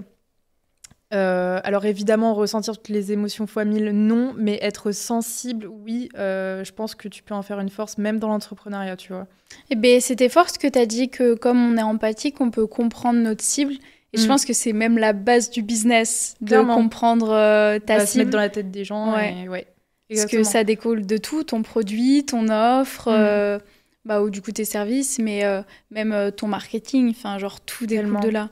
Tellement. Et moi je le vois plus dans le mode où, comme on fait beaucoup de contenu, quand je suis plus, j'ai besoin d'être créative et du coup d'avoir cette partie féminine qui ressort un petit peu plus. Et je pense que là-dessus ça m'aide beaucoup. Ouais. Mais je pense que ça dépend des périodes. Genre des fois je suis plus masculine où je suis vraiment genre dans mon truc, des fois un peu plus ok, pareil. c'est chill, Ouais, à faire du contenu. Ouais. Mais je trouve que c'est dur des fois en tant que femme d'arriver à trouver. J'allais te demander comment tu le vis du coup, enfin de ton côté. Parce que je sais que pour moi c'est un peu dur de trouver un équilibre. En vrai, enfin je me sens quand même vachement dans le dur, tu vois. Je sais pas. J'ai l'impression d'avoir ce côté assez lead, tu vois. Enfin par exemple, mais je le sens quand je parle à des. Oula. J'en perds ma voix. Par exemple, tu as des conversations avec des hommes qui entreprennent pas forcément. Je sens que j'ai une énergie vachement plus, tu vois, dans le lead que, tu vois. Je sais pas comment dire. Ouais, non, je vois. Moi, je sais que, tu vois, mon énergie féminine, masculine, enfin, la balance dans le business, ça me dérange pas. Mais du coup, je vois souvent que j'ai ce truc un peu plus masculin, des fois, dans mes relations, enfin, quand je suis avec un homme, tu vois, comme tu disais. Et en fait, mais j'ai eu ce switch il y a pas longtemps où, en fait, dans ma tête, j'ai toujours été un petit peu un bonhomme, tu vois, parce que j'étais pas... Enfin, je me suis maquillée très tard, j'ai fait attention à... Enfin, j'ai jamais fait trop attention à mon apparence. J'étais tout le temps naturelle, enfin, j'ai jamais trop... Enfin, c'était pas ma priorité. Enfin, ça a jamais été ma priorité de plaire à des mecs. Genre, je sais pas, c'était jamais dans ma tête. Et en fait, il y a pas longtemps... Je me suis... j'en ai parlé à des amis, ils m'ont dit « Mais Justine, en fait, t'es hyper féminine. Enfin, genre, je comprends pas pourquoi tu dis ça. » Et j'en ai même parlé à mes copines. Et en fait, c'était juste moi, dans ma tête, je m'étais dit que je ressemblais à un bonhomme. Et toutes mes copines et même mes potes me disaient « Mais t'es ultra féminine. » Et en fait, après, c'est tout bête. Mais tu vois, j'ai commencé à aller faire mes ongles, à genre me maquiller un petit peu. Et juste... En fait, je pense que je me suis visualisé une image et justement, ça m'a fait trop plaisir il y a pas longtemps parce que j'aimerais bien être, enfin, et je pense que je le suis et que, enfin, je vais encore m'améliorer là-dessus, mais moi, je me vois vraiment devenir femme et être super élégante, tu vois. Et il y a pas longtemps, j'ai une de mes copines qui m'a envoyé un message qui m'a dit « Jus, je t'ai vu sur tes stories du shooting, t'es trop élégante. » Ah ouais, mais incroyable le shooting. Merci. Donc, franchement, genre, alors le maquillage, enfin tout est incroyable. En vrai, genre, que ce soit, je sais pas, un peu l'ambiance, tu vois, les vêtements, bah ça fait vraiment girl boss. Tu vois, c'est l'univers que je veux, dans lequel je veux vivre et dans lequel je veux évoluer. Et en fait, ce qui m'a fait trop plaisir, c'est que tu vois, tous les vêtements du shoot, c'est mes vêtements du quotidien. Incroyable. Et du coup, en fait, je me suis dit, ça y est, genre, je suis en train de devenir la femme que j'ai visualisée quand j'étais toute petite. Et genre, je suis en train de le toucher un peu du bout des doigts. Et justement, c'est une copine qui m'a envoyé ça et qui m'a dit, mais Justine, t'étais trop élégante. Et enfin, tu vois, juste qu'elle me dit ça alors qu'elle sait un peu le chemin par lequel je suis passée, je me suis dit, ah ouais, genre, je suis trop fière. Ouais. Et il y a ce truc-là. Et je pense qu'il y a aussi le fait que dans mes relations avec les hommes avant, c'était des hommes un peu plus efféminés. Et je pense que du coup, on avait cette mauvaise balance. Ouais. Et du coup, de juste avoir des hommes, genre vraiment hommes, genre masculins, et que juste, bah du coup, je me disais, bah ok, c'est moi qui me fais l'idée, c'est moi qui me fais amener partout. Enfin, tu sais, genre, j'étais en mode, vas-y, j'aime trop. Juste me dire que je rentre le soir et que je mets mon cerveau de côté et que genre, c'est pas moi qui contrôle tout. Au début, c'était ultra dur. Et en fait, après, genre, j'étais en mode, en fait, c'est ça qu'il me faut. Et je pense que t'en as d'autant plus besoin, justement, quand t'es une femme qui entreprend. Parce que toute la journée, t'es là en mode dans le dur et tout. En fait, quand tu rentres à la maison le soir, t'as envie de poser ton cerveau, en fait. Justement, t'as envie de... C'est bon. Mais ouais, je comprends ce que tu dis. Après, moi, j'ai toujours été assez girly en vrai. Ok. Quand j'étais petite. J'étais là avec Girly. mes Barbie et tout. Ah, moi, j'ai jamais eu de Barbie. je crois. Je voulais me maquiller très tôt, tu vois. Enfin, je me suis pas maquillée tôt parce que ma maman était là en mode non. Mais enfin voilà, j'ai toujours aimé les habits très féminins, le Moi, maquillage, je me suis maquillée au lycée. faire des trucs de filles. Dis-toi. Et encore. Bah ouais, moi au collège, j'ai commencé. Je sais plus quand exactement. Je mettais juste du mascara. Ouais.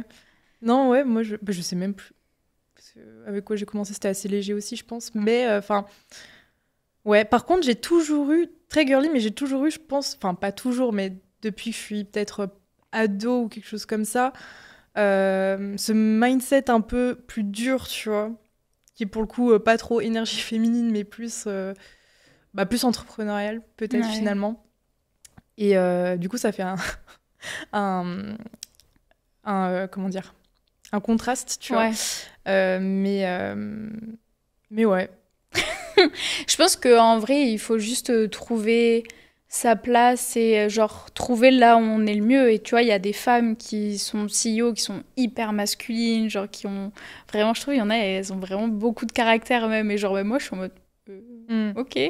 Mais je trouve justement, tu vois, faut qu'on prouve que c'est ok, tu vois, d'être une femme CEO et d'être super féminine. Parce que peut-être que les gens, ils ont encore trop cette vision de, ok, mais si une femme, elle a un business, je sais pas, qui vaut des millions, elle sera forcément trop masculine ou quoi. Non, enfin, en vrai, faut vraiment venir casser cette image, je pense. Et enfin, tu vois, j'ai l'impression, je me faisais la réflexion il y a pas longtemps, mais j'ai l'impression que, tu vois, des fois, l'entrepreneuriat féminin, il est vachement connoté au small business. Ouais. Et ça m'énerve. ça m'énerve parce que, enfin, comme si, tu vois, une femme qui se lance dans l'entrepreneuriat, elle devait faire un small business, alors qu'un gars qui se lance dans l'entrepreneuriat, il va construire un empire. Tu vois ce que je veux dire?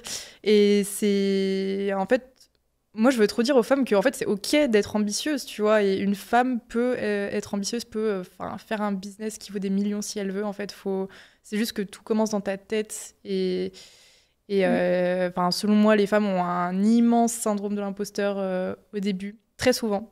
Peut-être pas à chaque fois, mais très souvent. Et OK, enfin, faut se dire que c'est OK, en fait, d'être ambitieuse. Moi, je suis persuadée que, en gros, on a autant de talent et de possibilités d'avoir ces opportunités-là, de valoriser un business, de construire des grandes choses en tant que femme par rapport aux hommes. Genre, je pense qu'on a les mêmes égalités par rapport à ça. Mais en fait, il y a tellement peu de femmes qui se lancent et peu de femmes qui osent que du coup, en fait, quand tu regardes dans les business qui existent, il y a très peu de femmes. Et d'ailleurs, là, j'ai vu il y a pas longtemps, alors, mais je pense que ça a été l'update là, comme il y a tous les bilans qui sont tombés. Je crois qu'il y a une femme CEO qui est rentrée dans le classement des licornes françaises. Excellent. Je crois. Et c'est... Attends, j'ai regardé. Ça me dit quelque chose aussi. Je crois que c'est Front. Je suis même pas sûre. Hein. Licorne française. Je vais regarder parce que j'aime pas ne pas savoir les choses. Je comprends, je suis pareille. Licorne française. Si j'ai vu, je suis une page que j'adore. Ouais. C'est Actionnaire sur Instagram. Actionnaire avec un K. Parce que du coup, je suis en train de me dire, j'ai trop envie de comprendre le milieu start-up, le milieu entrepreneurial, comment ça... Oh, pardon. Comment ça... Je m'excuse à mon micro. Genre, comprendre, tu vois, tout le milieu entrepreneurial. Et du coup, je suis trop intéressant. Ouais, ce compte-là, et j'aime trop. Ouais. Et pour la petite anecdote, j'ai rencontré un des créateurs. Okay. Genre, j'étais à un événement entrepreneur, il vient me voir, il me dit « Salut Justine » et tout. Et du coup, je lui dis « Tu fais quoi ?» Et il me dit « Ah, moi, je suis cofondateur de Actionnaire. » Je dis « Mais j'adore ce que tu fais !» Et genre, je regarde trop ce qu'ils font. Trop bien. Et là, justement, c'est eux qui ont mis, du coup, dans le classement. Bon, j'ai pas de Wi-Fi qui charge. Mais du coup, j'avais vu qu'il y avait une femme qui était arrivée dans le classement. Ouais, trop stylé. Franchement, grave. Puis, ouais, en fait, pour moi, tu réussis à faire que ce que tu penses être capable de faire. C'est sûr, mais tu vois, même là, je pense... mais c'est comme ça que j'étais arrivée un peu sur LinkedIn. J'avais parlé de Mélanie Perkins, la CEO de Canva. Ouais. Et elle a une boîte valorisée à des millions. Incroyable. Et son histoire, en fait, elle est incroyable parce que elle voulait trouver des investisseurs pour Canva. Et je crois qu'on lui a dit oui au bout de la 100e demande. Et t'imagines, aujourd'hui, je me dis, moi, 100, je suis pas sûre que j'aurais été jusqu'à 100, tu vois. Ouais, Mais je sais que la plupart des gens, aujourd'hui, ils s'arrêteraient à 2 noms. Et ils seraient en mode, bah ok, tant pis. Tu sais, quand tu lances ton business, que tu prospectes tes premiers clients, tu te prends devant, t'arrêtes, tu dis, bah non, c'est pas fait pour moi. Et genre, elle a continué. Et au final, genre, sa boîte, tout le monde l'utilise. Enfin, qui n'utilise pas Canva, tu vois? Incroyable, franchement. C'est une dinguerie. Mais tu vois, c'est là aussi, dans ces moments-là, que tu vois si t'es fait pour être Enfin, si les gens, ils sont faits pour entreprendre ou pas. Parce que si tu te dis, si t'es pas bien au bout de 2 noms, au bout de 2 trucs qui se passent mal, bah, en fait, tu vois, faut persévérer un minimum. Et la preuve, tu vois, la CEO de Canva, enfin, c'est pas la seule à avoir une histoire comme ça, mais tu sais, des histoires où voilà, c'est la réussite, elle est due aussi à énormément de persévérance. Enfin, il y en a plein, tu vois. Enfin, ok, elle a un empire, mais imagine comment elle en a bavé, tu vois. C'est sûr. C'est ça. Mais tu vois, je pense que ça se duplique aussi dans, tu sais, quand tu cherches un emploi, enfin, genre, t'es obligé de postuler à plein de stages. Ouais. Là, moi, quand j'ai mis en ligne mon annonce, je me suis rendu compte que j'avais postulé genre à 20 annonces de stages. Personne m'a jamais répondu, j'ai jamais décroché un stage. Ouais. Et pourtant, aujourd'hui, j'ai lancé ma boîte et tout. Et dans ma tête, j'étais en mode, vas-y, je me suis pris beaucoup de noms, en vrai. Enfin, t'imagines si je m'étais dit, personne veut de moi parce que... personne m'a pris en stage. Enfin, genre, vraiment, j'ai galéré à trouver mon stage. Et je me dis, aujourd'hui, j'ai monté ma boîte. Heureusement que je me suis pas dit, bah, je suis nulle, je sais rien faire. Ah bah non. Et je pense que... Après, je pense peu importe le domaine, il faut persévérer, tu vois. Je suis d'accord avec toi. Et du coup, ça me fait penser aussi à... Il y a ce truc du mindset, comme tu disais. Et faut en fait... Et j'ai vu une vidéo là-dessus il y a pas longtemps où ce qui différenciait toutes les personnes qui réussissaient, c'est qu'elles se projetaient avec cette réussite-là. Et je sais plus, c'était... McGregor. Genre, il y avait un truc où il était avec Ronaldo. Tu l'as vu ou pas, cette... En gros, il y a une vidéo où il est avec Ronaldo, mais il y a des années en arrière. Il lui dit « Oh mec, t'es top 1 Forbes, genre félicitations. Moi, je suis 35. Peut-être qu'un jour, j'arriverai dans le top. » Et genre aujourd'hui, je crois que j'ai vu, McGregor, il était numéro 1 et genre Ronaldo, il était numéro 3, tu vois. Et du coup, après, il y avait plein d'exemples comme ça. Ah, mais même le mec qui fait Spider-Man. Genre, il y a un interview de lui où ils lui disent quel est le film que t'aimerais tourner et il dit Spider-Man. Et après, du coup, tu le vois dans Spider-Man, tu vois. Incroyable. Et genre, il y avait plein d'enchaînements comme ça. Et en fait, tous les gens, et même c'est ce que McGregor il dit, mais n'ayez pas peur de dire vos rêves, de dire ce que vous voulez, genre dites vos réalisations, parce qu'en fait, et ça je l'avais vu, c'est si tu crois réellement en quelque chose, et moi c'est ce que j'ai eu avec Liberté Digitale, j'étais persuadée que ça allait marcher, bah en fait j'ai mis toutes les actions en place, parce que pour moi ça ne pouvait que marcher, genre il n'y avait même pas une exit, genre il n'y avait pas de plan B, c'était en mode ça marche, et du coup j'ai mis vraiment tous les ballons, et je vois genre quand les gens ils y croient pas, bah en fait tu mets pas cette énergie. Ben non, parce que en fait tu pars d'un état d'esprit mais tellement défaitiste. Enfin, en fait, je pense que tout part de ce que tu vas penser et à partir de là, tu vas mettre inconsciemment des choses en place, tu vois. Enfin, tu vois. Ouais. Tu visualises quoi d'ailleurs? Alors, c'est des trucs que, en vrai, je préfère garder pour moi, tu vois, concrètement. Mais, enfin, je sais pas, par exemple... Tu me contredis un peu, là.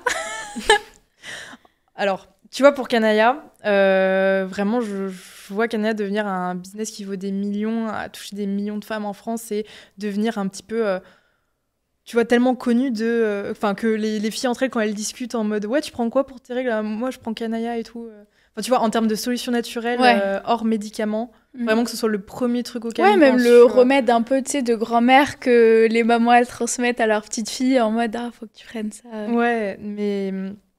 Et vraiment, en fait, je me vois gagner, en fait. Et parce que dans ma tête, c'est pas possible que ce soit autrement, tu vois. Et je pense que, du coup, inconsciemment, je vais prendre les bonnes décisions. Après, il y a quelque chose aussi, selon moi, qu'il faut pas négliger, c'est que j'ai confiance en moi. Vraiment, je me fais confiance, en fait, pour prendre les bonnes décisions. Après, est-ce que c'est tout le temps les bonnes ? Je me dis, peut-être pas forcément... Mais dans tous les cas, je retomberai sur mes pattes et je saurai m'adapter. Enfin, je me fais confiance dans... Ça, c'est ultra fort. Dans ce sens-là, tu vois.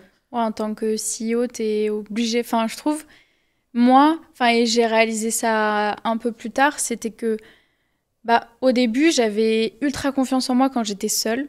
Et quand j'ai commencé à avoir des équipes, bah, en fait, des fois, je leur disais, bah, non, c'est pas comme ça qu'on va faire, c'est comme ça. Et en gros, c'est quelqu'un qui m'a dit, mais en fait, Justine, tes équipes, elles sont là parce qu'elles savent que c'est toi qui as apporté le projet là, c'est toi qui as pris ces bonnes décisions là, et c'est pour ça qu'elles te font confiance. Et du coup, à partir du moment où j'ai réalisé ça, je me suis dit, ben ouais, en fait, je vais continuer à genre tracer ma ligne Ouais, à jusqu'à prendre le lead et à... ouais, l'objectif. Quoi, au début, t'avais du mal? Bah, c'est que, tu sais, moi, en fait, je suis très perfectionniste et j'ai Ouais. très cette idée de il faut que ce soit ça et pas comme ça. Ok. Et du coup, quand des gens me disaient on va faire comme ça, je disais bah non. Et en fait, enfin, je disais non, j'expliquais pourquoi et je disais faut qu'on fasse ça. Et sauf que j'avais du mal de contredire, tu vois, mes équipes. Et au final, enfin, tu vois, même Julie qui bosse avec moi depuis longtemps, elle sait que quand je veux quelque chose, faut que ce soit comme ça et il n'y a pas d'autre. Enfin, tu vois, genre, Ok, oui. je te demande A, tu me donnes A. Si Mm. tu me donnes pas A, c'est pas possible qu'on travaille ensemble. Mm. Parce que, genre, je sais exactement ce qu'il faut, je connais ma cible, je connais mon produit, je connais tout, tu vois. Ouais. Et bon, je me remets en question des fois, hein. Quand c'est Mm. des personnes comme Julie, tu vois, qui bossent avec moi d'aussi longtemps, oui, je me remets en question. Mais tu vois, quand c'est des personnes qui connaissent pas vraiment le business, bah, je suis en mode, bah non. Mais tu vois, en fait, des fois, je suis tellement saoulée en mode non, que tu vois, je me disais, mais comment les gens le vivent, tu vois. Et peut-être qu'il faudrait que je laisse plus la place à ça. Et en fait, ouais, non, je me suis dit, bah, vas-y, moi, je peux prendre confiance en tant que CEO parce que mes équipes, elles sont là, Mm. parce que c'est moi, tu vois, qui prend les bonnes décisions. Mais j'ai eu du mal. Moi, j'ai un gros syndrome de l'imposteur. Il y a ça aussi. Ok. Ce que tu Encore disais. aujourd'hui? Ouais, Ok. ouais. Ok, ok. Beaucoup, beaucoup. Et du coup, ça me freine un peu. Mm. Mais je travaille beaucoup dessus. Et mine de rien, d'être à Paris, d'être en France, ça m'a beaucoup aidé. Ok. Mm. Dans... Bah, tu sais, moi, j'étais un peu dans ma bulle à Bali ou genre. Ouais, parce que c'est quoi la différence en France? C'est que t'es peut-être plus avec des entrepreneurs? Ouais, j'ai Ouais. été plus confrontée au monde entrepreneurial, de pouvoir faire pas mal de soirées où il y avait, tu vois, des personnes ultra Ouais, il inspirantes. y a énormément d'events à Et Paris. ouais, Mm. et me dire que, bah, au final, enfin, c'est tout bête, mais tu vois, genre, si j'avais une discussion avec ces personnes-là, que je pensais beaucoup plus avancées que moi, je me rendais compte qu'en fait, on était au même niveau, tu vois, de compétences, de skills, de business, de Mm. tout. Et en fait, bah, même moi, ça m'a permis de prendre confiance en moi et de me dire, ah, mais en fait, je sais des choses quand même, genre, je suis bien, Ouais. genre, je m'en sors, tu vois, bien. Ouais. Et je pense que je me rabaissais moi-même et ouais, enfin, j'ai toujours été... Enfin, je suis un peu dans ma bulle et je fais mes trucs avec mes proches et tout. Et je suis pas trop confrontée à rencontrer d'autres personnes qui...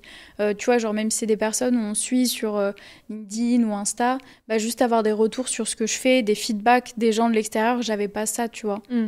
Donc là, ça me faisait du bien de voir que, bah ouais, je pouvais inspirer des gens, les aider et tout, et à mon petit niveau, et aussi bah, rencontrer des gens qui, moi, m'inspirent, et genre qu'au final, on puisse matcher, tu vois, alors que pour moi, il y avait un peu un plafond entre ces personnes et moi, tu vois, parce que je les Ouais. idéalisais un peu.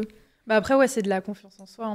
Ouais, C'est... gros travail, hein. Après, faut que... Après, ça, je pense que tu te le prouves quand, bah, tu vois, bah, par exemple, tu vois l'exemple de l'event où tu parles à la personne et tu te rends compte qu'en fait, enfin, tu pensais qu'elle était beaucoup plus avancée que toi et en fait, non. Enfin, ça peut être des steps que tu franchis dans ton business. Mais je me suis retrouvée, dis-toi, je me suis retrouvée à un repas. Il y avait genre la Miss France, à 2 tables de moi. Il y avait Raymond Domenech, je au crois. Chinese Business Ouais, Club, non? ouais. J'y suis Et allée tu une vois, fois aussi. c'est trop bien, tu C'est vois. Et impressionnant, c'est des ouais. trucs où tu dis, bah. Enfin, genre, c'est des gens que tu pensais jamais voir en vrai parce que tu les vois à la télé. Mais en fait, tu te dis, bah, ils sont comme moi. Et genre, en fait, clairement. j'ai parlé à des personnes, je savais même pas qui c'était. Je leur ai parlé tellement en toute décompression que, genre, j'étais en mode, bah. Enfin, tu Ouais. vois, et c'est des trucs où tu bouges un peu de sphère et genre, je trouve que tu vois que t'évolues en fait et que tu step up toi-même. Et je pense aussi que en France, et moi personnellement, genre, j'ai du mal, on a du mal, je trouve, même en tant que femme, à dire que bah on est fier de nous, qu'on réussit, etc. Tu vois, enfin, j'ai l'impression que c'est dur de dire ces choses-là. Ouais. Et en fait, depuis que je suis à Paris, bah j'ai réussi à me dire, bah ouais, je suis grave fière de moi, tu vois. Ouais. Et Après, genre, ouais, peut-être qu'on va se dire. Peut-être que, ouais, je sais pas, peut-être que on a peur que ce soit mal vu ou qu'on soit perçu comme, je sais pas, égocentrique, enfin égoïste, je sais pas comment dire. Moi, je pense que c'est ok, surtout quand t'entreprends plein de choses, en fait. Enfin, faut que tu sois fier de toi. Même que t'entreprennes ou pas, en vrai, enfin, être fier de soi, c'est indispensable et il faut. En fait, dans la vie, tu nais seul, tu meurs seul, tu vois. Du coup, sois fier de ce que tu fais, sois ok avec toi-même, aie confiance en toi. Enfin, si tu n'as pas tout ça, vraiment, faut travailler là-dessus parce que c'est ça le pilier, tu vois. Et c'est vrai que les femmes, souvent, n'ont pas confiance en elles. Mais ça, c'est terrible. Après, il y a des hommes qui n'ont pas confiance en eux aussi, Ouais. Et évidemment. qui le montrent moins que, je trouve, sur une Oui, femme, d'ailleurs. tu le vois quand elle a pas confiance en elle. Ouais. Alors que peut-être un homme aura plus tendance à fake it, peut-être. Moi, je le vois, plus j'ai confiance en moi, plus tous les aspects de ma vie, ils sont... Mais tu l'attires, en fait, enfin, je pense. C'est... Et bah, comme dit Léna Situation, plus égale plus. Donc, franchement, je pense que tout part de comment tu te vois. Et grâce à ça, tu vas attirer des choses à toi. Enfin, en fait, après, c'est un cercle positif. Enfin, plus tu prends confiance en toi, plus tu vas oser aller vers des personnes, je sais pas, qui vont t'amener des opportunités ou débloquer des choses. Enfin, franchement, résumé du truc, enfin, faut bosser sur sa confiance en soi parce que c'est... Ouais, enfin, et surtout arrêter de se mettre plus bas que terre. Enfin, moi, je sais que pendant longtemps, j'avais une estime de moi, mais qui était égale à -1000, tu vois. Ok. Je sais pas trop pourquoi, en vrai. Mais moi, j'ai eu un gros travail de confiance en moi, sur ma confiance en moi, justement, ces dernières années. Et là, aujourd'hui, j'ai fait plein de choses. Enfin, il y a 5 ans, tu me dis ça, jamais... je rigole, tu vois. Je me dis, mais jamais j'ai fait ça de ma vie, tu vois. Et, et ouais, mais comme quoi aussi, c'est possible, tu vois, de passer d'un step où vraiment tu as zéro estime de toi à un step où tu as vraiment confiance en toi, tu sais ce que tu fais, etc. C'est pas évident. C'est beaucoup de travail. Après, moi encore, je trouve que j'ai de la chance d'y arriver dans ma vingtaine. Il y a des femmes pour qui ça prend plus de temps. Voilà. J'avais vu un show où le mec, c'est un mec, il a un gros podcast d'ailleurs, et il disait, en fait, c'est en faisant que tu prends confiance en toi. Ah oui. Ouais, Et c'est en passant à l'action. C'est pas, ça arrive pas comme ça, en fait. C'est en te poussant. En fait, tu as besoin de ce petit coup de pied aux fesses. Et après, c'est à force de faire. Tu vois, tu t'auto-prouves les choses, tu prends confiance en toi. Et après, c'est un cercle positif, un cercle vertueux. Je suis totalement d'accord avec toi. Et c'est vrai que moi, je pense que j'ai toujours eu confiance en moi. Mais tu vois, ça influence pas trop sur... Enfin, j'ai le gros syndrome de l'imposteur. Mais à Ouais. côté de ça, j'ai grave confiance en moi. Et je sais que Ouais. même, tu vois, mes copines me le disent toujours. Mais il y a, je dirais, avant de faire l'entrepreneuriat, j'avais pas cette confiance-là.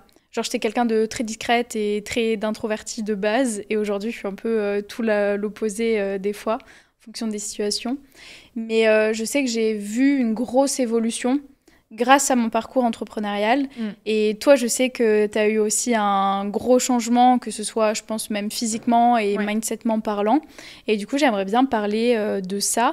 Est-ce que tu penses que c'est l'entrepreneuriat qui a influé là-dessus, ou est-ce que justement tu as pris le problème de l'autre côté, entre guillemets, où moi je crois beaucoup au fait que plus tu travailles sur toi personnellement, genre en faisant beaucoup de développement personnel, en prenant du temps pour toi, en apprenant à te connaître, bah, plus tu fais ce travail de mindset, plus ça va te permettre d'évoluer dans ton business. Et pour moi, en fait, il y a un moment où tu peux pas évoluer dans ton business si tu n'évolues pas personnellement.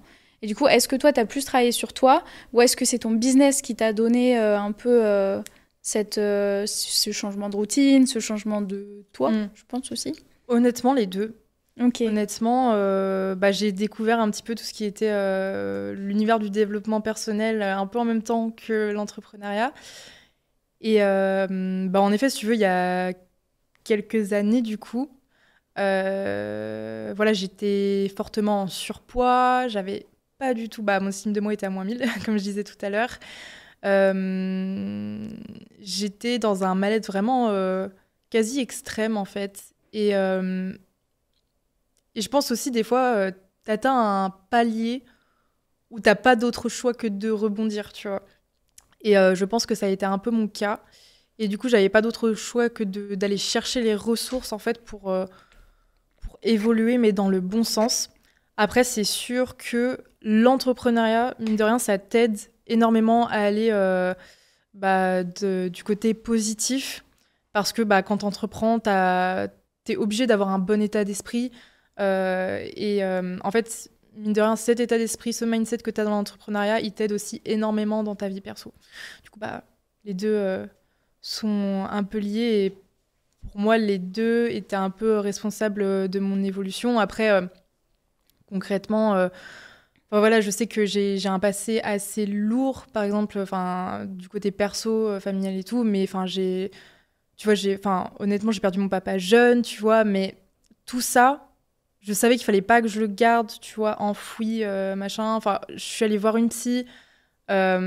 Pour ma perte de poids, en fait, tout simplement, j'ai mis des choses en place parce que je me suis rendu compte que vraiment, j'étais tellement mal dans ma peau que juste, j'en pouvais plus. Enfin, c'est au quotidien, c'est pas agréable, tu vois, de vivre quand on est mal dans sa peau. Donc, j'ai fait ma perte de poids. Pour mon estime de moi, j'ai essayé de mettre des choses en place, tu vois, vraiment d'aller chercher concrètement comment je peux faire, en fait, pour améliorer mon estime de moi. Il y a aussi beaucoup de choses qui passent par l'entourage. Au bout d'un moment, quand tu as un entourage qui te traîne vers le bas, que ce soit du côté amical ou du côté amoureux, voilà, des fois, tu n'as pas d'autre choix que de changer. Et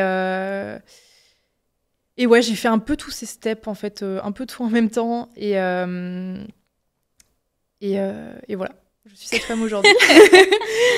Je ne sais plus quelle était ta question de base. Je crois que je suis allée un peu loin. Ouais, non, mais c'était très bien. Franchement, t'as un peu genre parlé des différents paliers, des différents focus que t'as eu. Et déjà, trop bien. Enfin, je trouve que c'est trop beau comme évolution et je pense que ça a dû te faire. Ça a vraiment dû te changer et te faire du bien, surtout de reprendre confiance en toi. Et je sais que quand tu. Parce que moi, j'étais en surpoids quand j'étais petite aussi. Ok. Et quand j'ai perdu du poids, en fait, rien que de faire du sport, je faisais pas du sport pour perdre du poids. Et c'est là où ça a été trop cool, c'est que j'ai perdu du poids sans m'en rendre compte. J'étais pas bien dans mon corps. Je cherchais des moyens, tout pour perdre du poids. Parce que genre je faisais une taille 42 alors que j'étais, tu vois, genre en primaire. Donc c'était pas OK. Et sauf que je m'en rendais pas compte, en fait. C'est ça le problème. Et même mes parents me le disaient pas, personne me le disait. Mais tu vois, j'étais heureuse. Et ça, c'est un truc que je suis hyper contente. C'est que je me suis jamais sentie différente parce que j'étais en surpoids. Et tu vois, j'ai jamais eu peur l'été de mettre en maillot de bain. Je m'en rendais pas compte. Genre vraiment, j'étais dans un déni et tout. Et en fait, je me suis prise, je sais même pas comment, d'amour pour le sport. Et du coup, j'ai fait que faire du sport. Et en fait, de faire du sport, ça me donnait confiance en moi. Et en fait, mon corps, il se dessinait petit à petit, mais sans que je m'en rende compte, tu vois. Et du coup, t'étais pas partie avec une optique de changement de physique? Je le voulais, mais quand je voulais le faire, ça a fonctionné jamais. Et c'est vraiment quand j'ai commencé à kiffer le sport pour le sport en lui-même que j'ai trop aimé, plutôt que de me dire je vais faire du sport pour perdre du poids. Ouais. Et du coup, j'ai jamais eu de problème de troubles alimentaires ou de trucs comme ça, parce que je l'ai fait pour les bonnes raisons. Juste parce que plus je faisais du sport, plus je prenais confiance en moi parce que je reprenais pouvoir de mon corps, tu vois. Genre, je me suis mise à faire des courses d'obstacles ou à faire des trucs juste parce que je voulais me dire, ok, mon corps, il est fort et je peux le faire. Ouais. Et du coup, je testais plein de sports.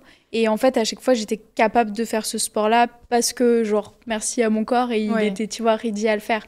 Alors que des années avant, j'aurais jamais pu, tu vois, genre, faire des trucs comme ça. C'est une super belle manière de voir les choses. Et d'ailleurs, parce que des fois, du coup, on me demande des conseils sur la perte de poids. Et je dis toujours qu'il faut vraiment avoir cette vision. En fait, pas vouloir juste une perte de poids, vouloir un changement de mode de vie. C'est-à-dire vraiment intégrer, par exemple, le sport, enfin, que ce soit le sport ou juste manger équilibré à sa vie, parce que, en fait, c'est plus qu'une perte de poids, c'est vraiment juste s'aimer, je sais pas, apporter la nourriture dont ton corps a besoin. Bouger ton corps parce que t'as tes deux bras, tes deux jambes et t'es en bonne santé et c'est aussi prendre soin de toi Et en fait, je veux dire, vraiment, quand tu as cette vision-là, c'est là que tu auras le plus de chances d'atteindre tes objectifs parce que si tu veux juste perdre du poids, entre guillemets, je veux dire, c'est OK, hein, mais pour moi, ce sera moins facile d'arriver à tes objectifs.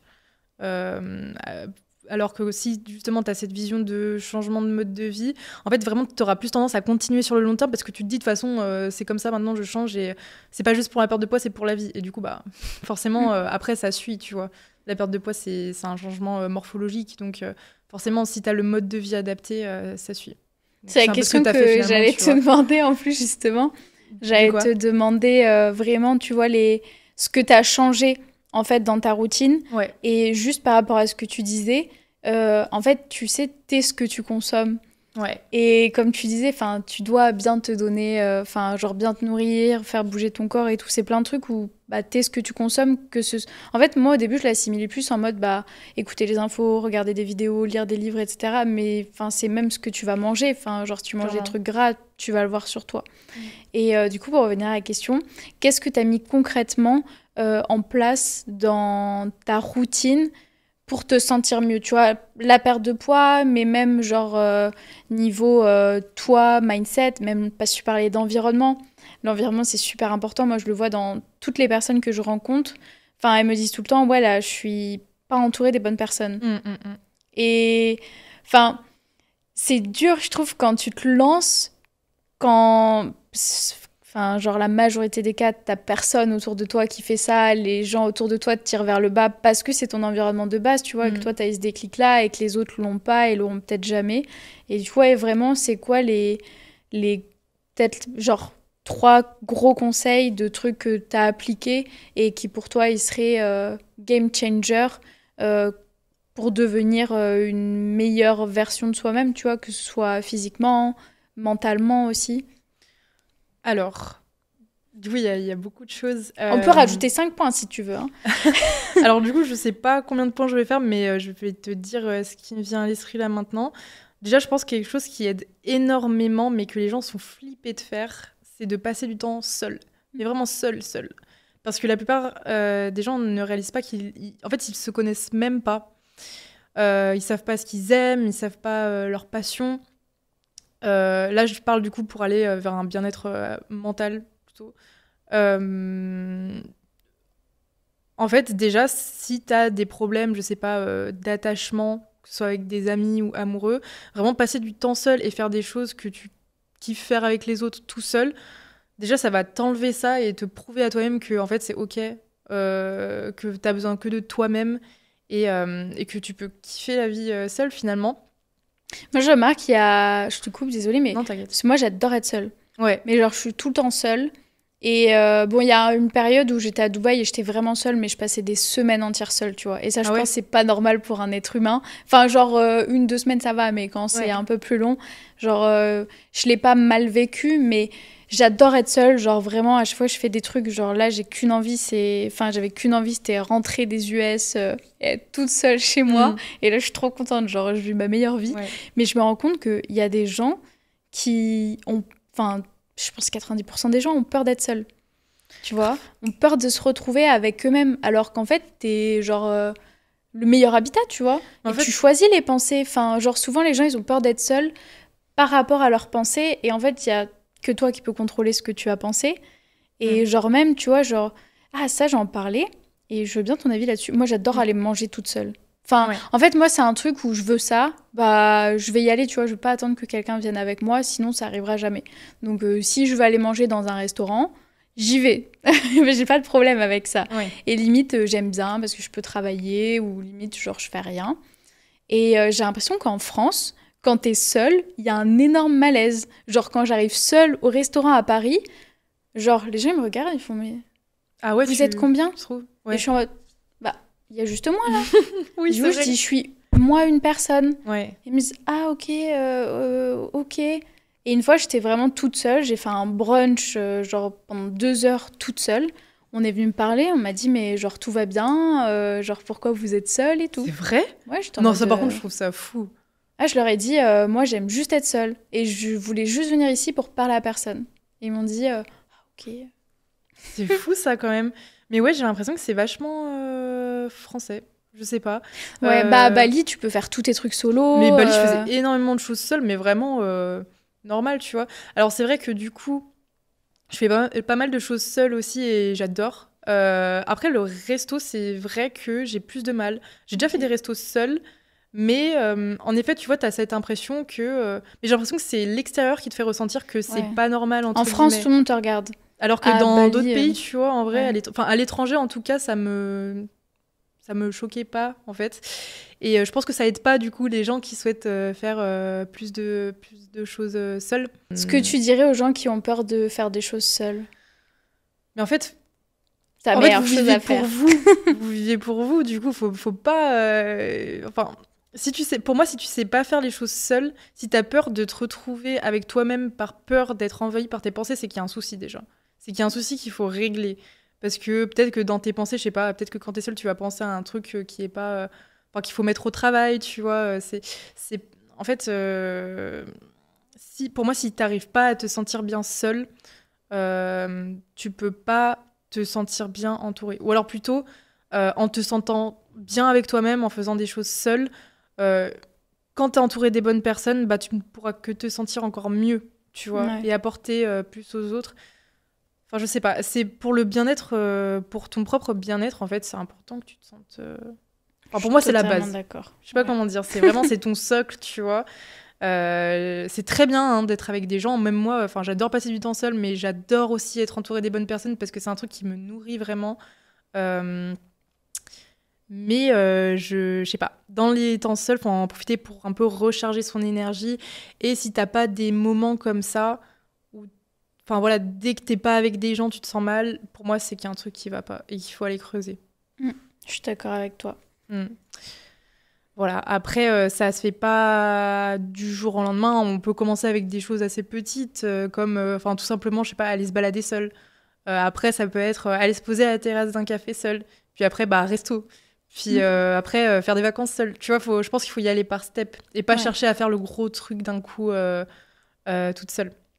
Ouais, ah, ça c'était bien comme conseil. Est-ce que tu as 2 conseils vraiment appliqués dans ta routine, comme on va un peu déborder pour le podcast? Bah, le sport. Au moins 2-3 fois par semaine. Parce que même si c'est pas des gros trucs, même si c'est pas hyper intensif, ou du moins bouger son corps tous les jours, que ce soit marcher, étirement, yoga, je sais pas, même 30 minutes, tu vois. Je suis sûre que tout le monde peut trouver 30 minutes dans sa journée pour faire ça, pour aller marcher, mais ça change tout sur le long terme. Donc bouger son corps et puis donc je parlais de passer du temps seul, les 2 choses principales. Et après passer du temps avec des personnes, mais vraiment des personnes qui nous inspirent, des personnes qui nous apportent quelque chose. Vraiment, en fait, s'il y a des personnes qui drainent un peu notre énergie, ça dépend de qui c'est par rapport à nous. Alors, je dis pas forcément de couper les ponts, mais du moins de s'en éloigner et de trouver peut-être des personnes avec qui on se sent mieux, on se sent aimé. Parce que mine de rien, je trouve que ça joue, tu vois, dans la confiance en soi, d'être entouré de personnes bienveillantes. Parce que pour moi, voilà, quand t'es entouré de personnes, tu t'imprègnes un peu de leurs énergies. Et si c'est des personnes qui sont toxiques, qui sont... pas malveillantes, mais voilà, qui sont pas forcément bien pour toi, bah ça peut pas t'aider à aller de l'avant au quotidien. Donc essayer de trouver ces personnes et puis voilà, pour faire un petit peu le contraste avec le temps passé seul, aussi passer du temps avec des gens qui peuvent t'apporter. L'environnement, Ouais. toujours super important. Ouais, exactement. J'ai une dernière question pour toi avant de conclure ce podcast. Est-ce que tu te considères comme une girl boss? Oui. Comme tu es sur le podcast, t'as le girl boss. Ah oui? Oui, parce que je suis invitée ici.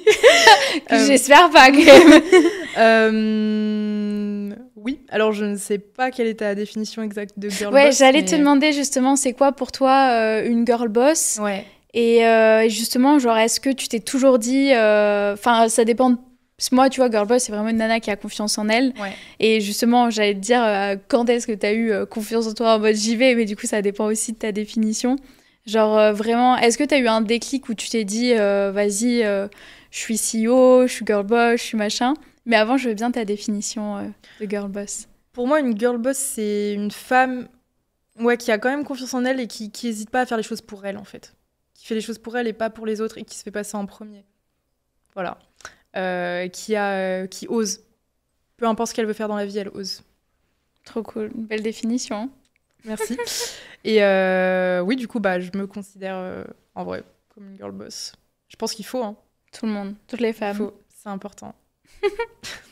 Bah écoute, trop cool. On a terminé ce podcast. Je sais pas si vous voulez rajouter un petit mot, un petit truc, ou peut-être dire là où est-ce qu'on peut te retrouver, parce que je sais que tu es très active sur LinkedIn et que tu partages vraiment ton quotidien de CEO et on n'en a pas trop parlé. Donc peut-être faire ton petit moment promo. Et en tout cas, du coup, mon LinkedIn, c'est Coraline Fort. Sinon, sur Instagram aussi, je suis assez active en ce moment. Du coup, c'est Coraline FRE. Sinon, si y a des femmes qui ont des douleurs de règles, évidemment, vous pouvez vous rendre sur kanaya.fr. Il y a aussi le Instagram de Kanaya qui est kanaya.fr également. Et puis, voilà, s'il y en a qui ont des questions, je réponds aux messages, il n'y a aucun souci. N'hésitez pas. Trop cool. Merci beaucoup. Merci à toi de m'avoir invité. Merci de nous avoir raconté tout ce parcours-là et donné un petit peu tes petits tips. J'ai l'impression que c'est passé trop vite. C'est la première fois que j'ai plein de questions et que j'ai pas posé toutes mes questions. Ah ouais ? J'ai trop l'impression, oui. Enfin, j'ai encore des questions dans ma tête à te poser ou des trucs que j'aurais aimé te demander. Mais en tout cas, c'était vraiment très cool. Merci. Je suis très contente de cette discussion-là. Et j'espère que vous qui nous écoutez, ça vous a plu. Si vous l'avez écouté, sachez que vous pouvez retrouver la vidéo aussi sur YouTube. Et on se dit à très vite dans un prochain épisode de Hello Girl Boss.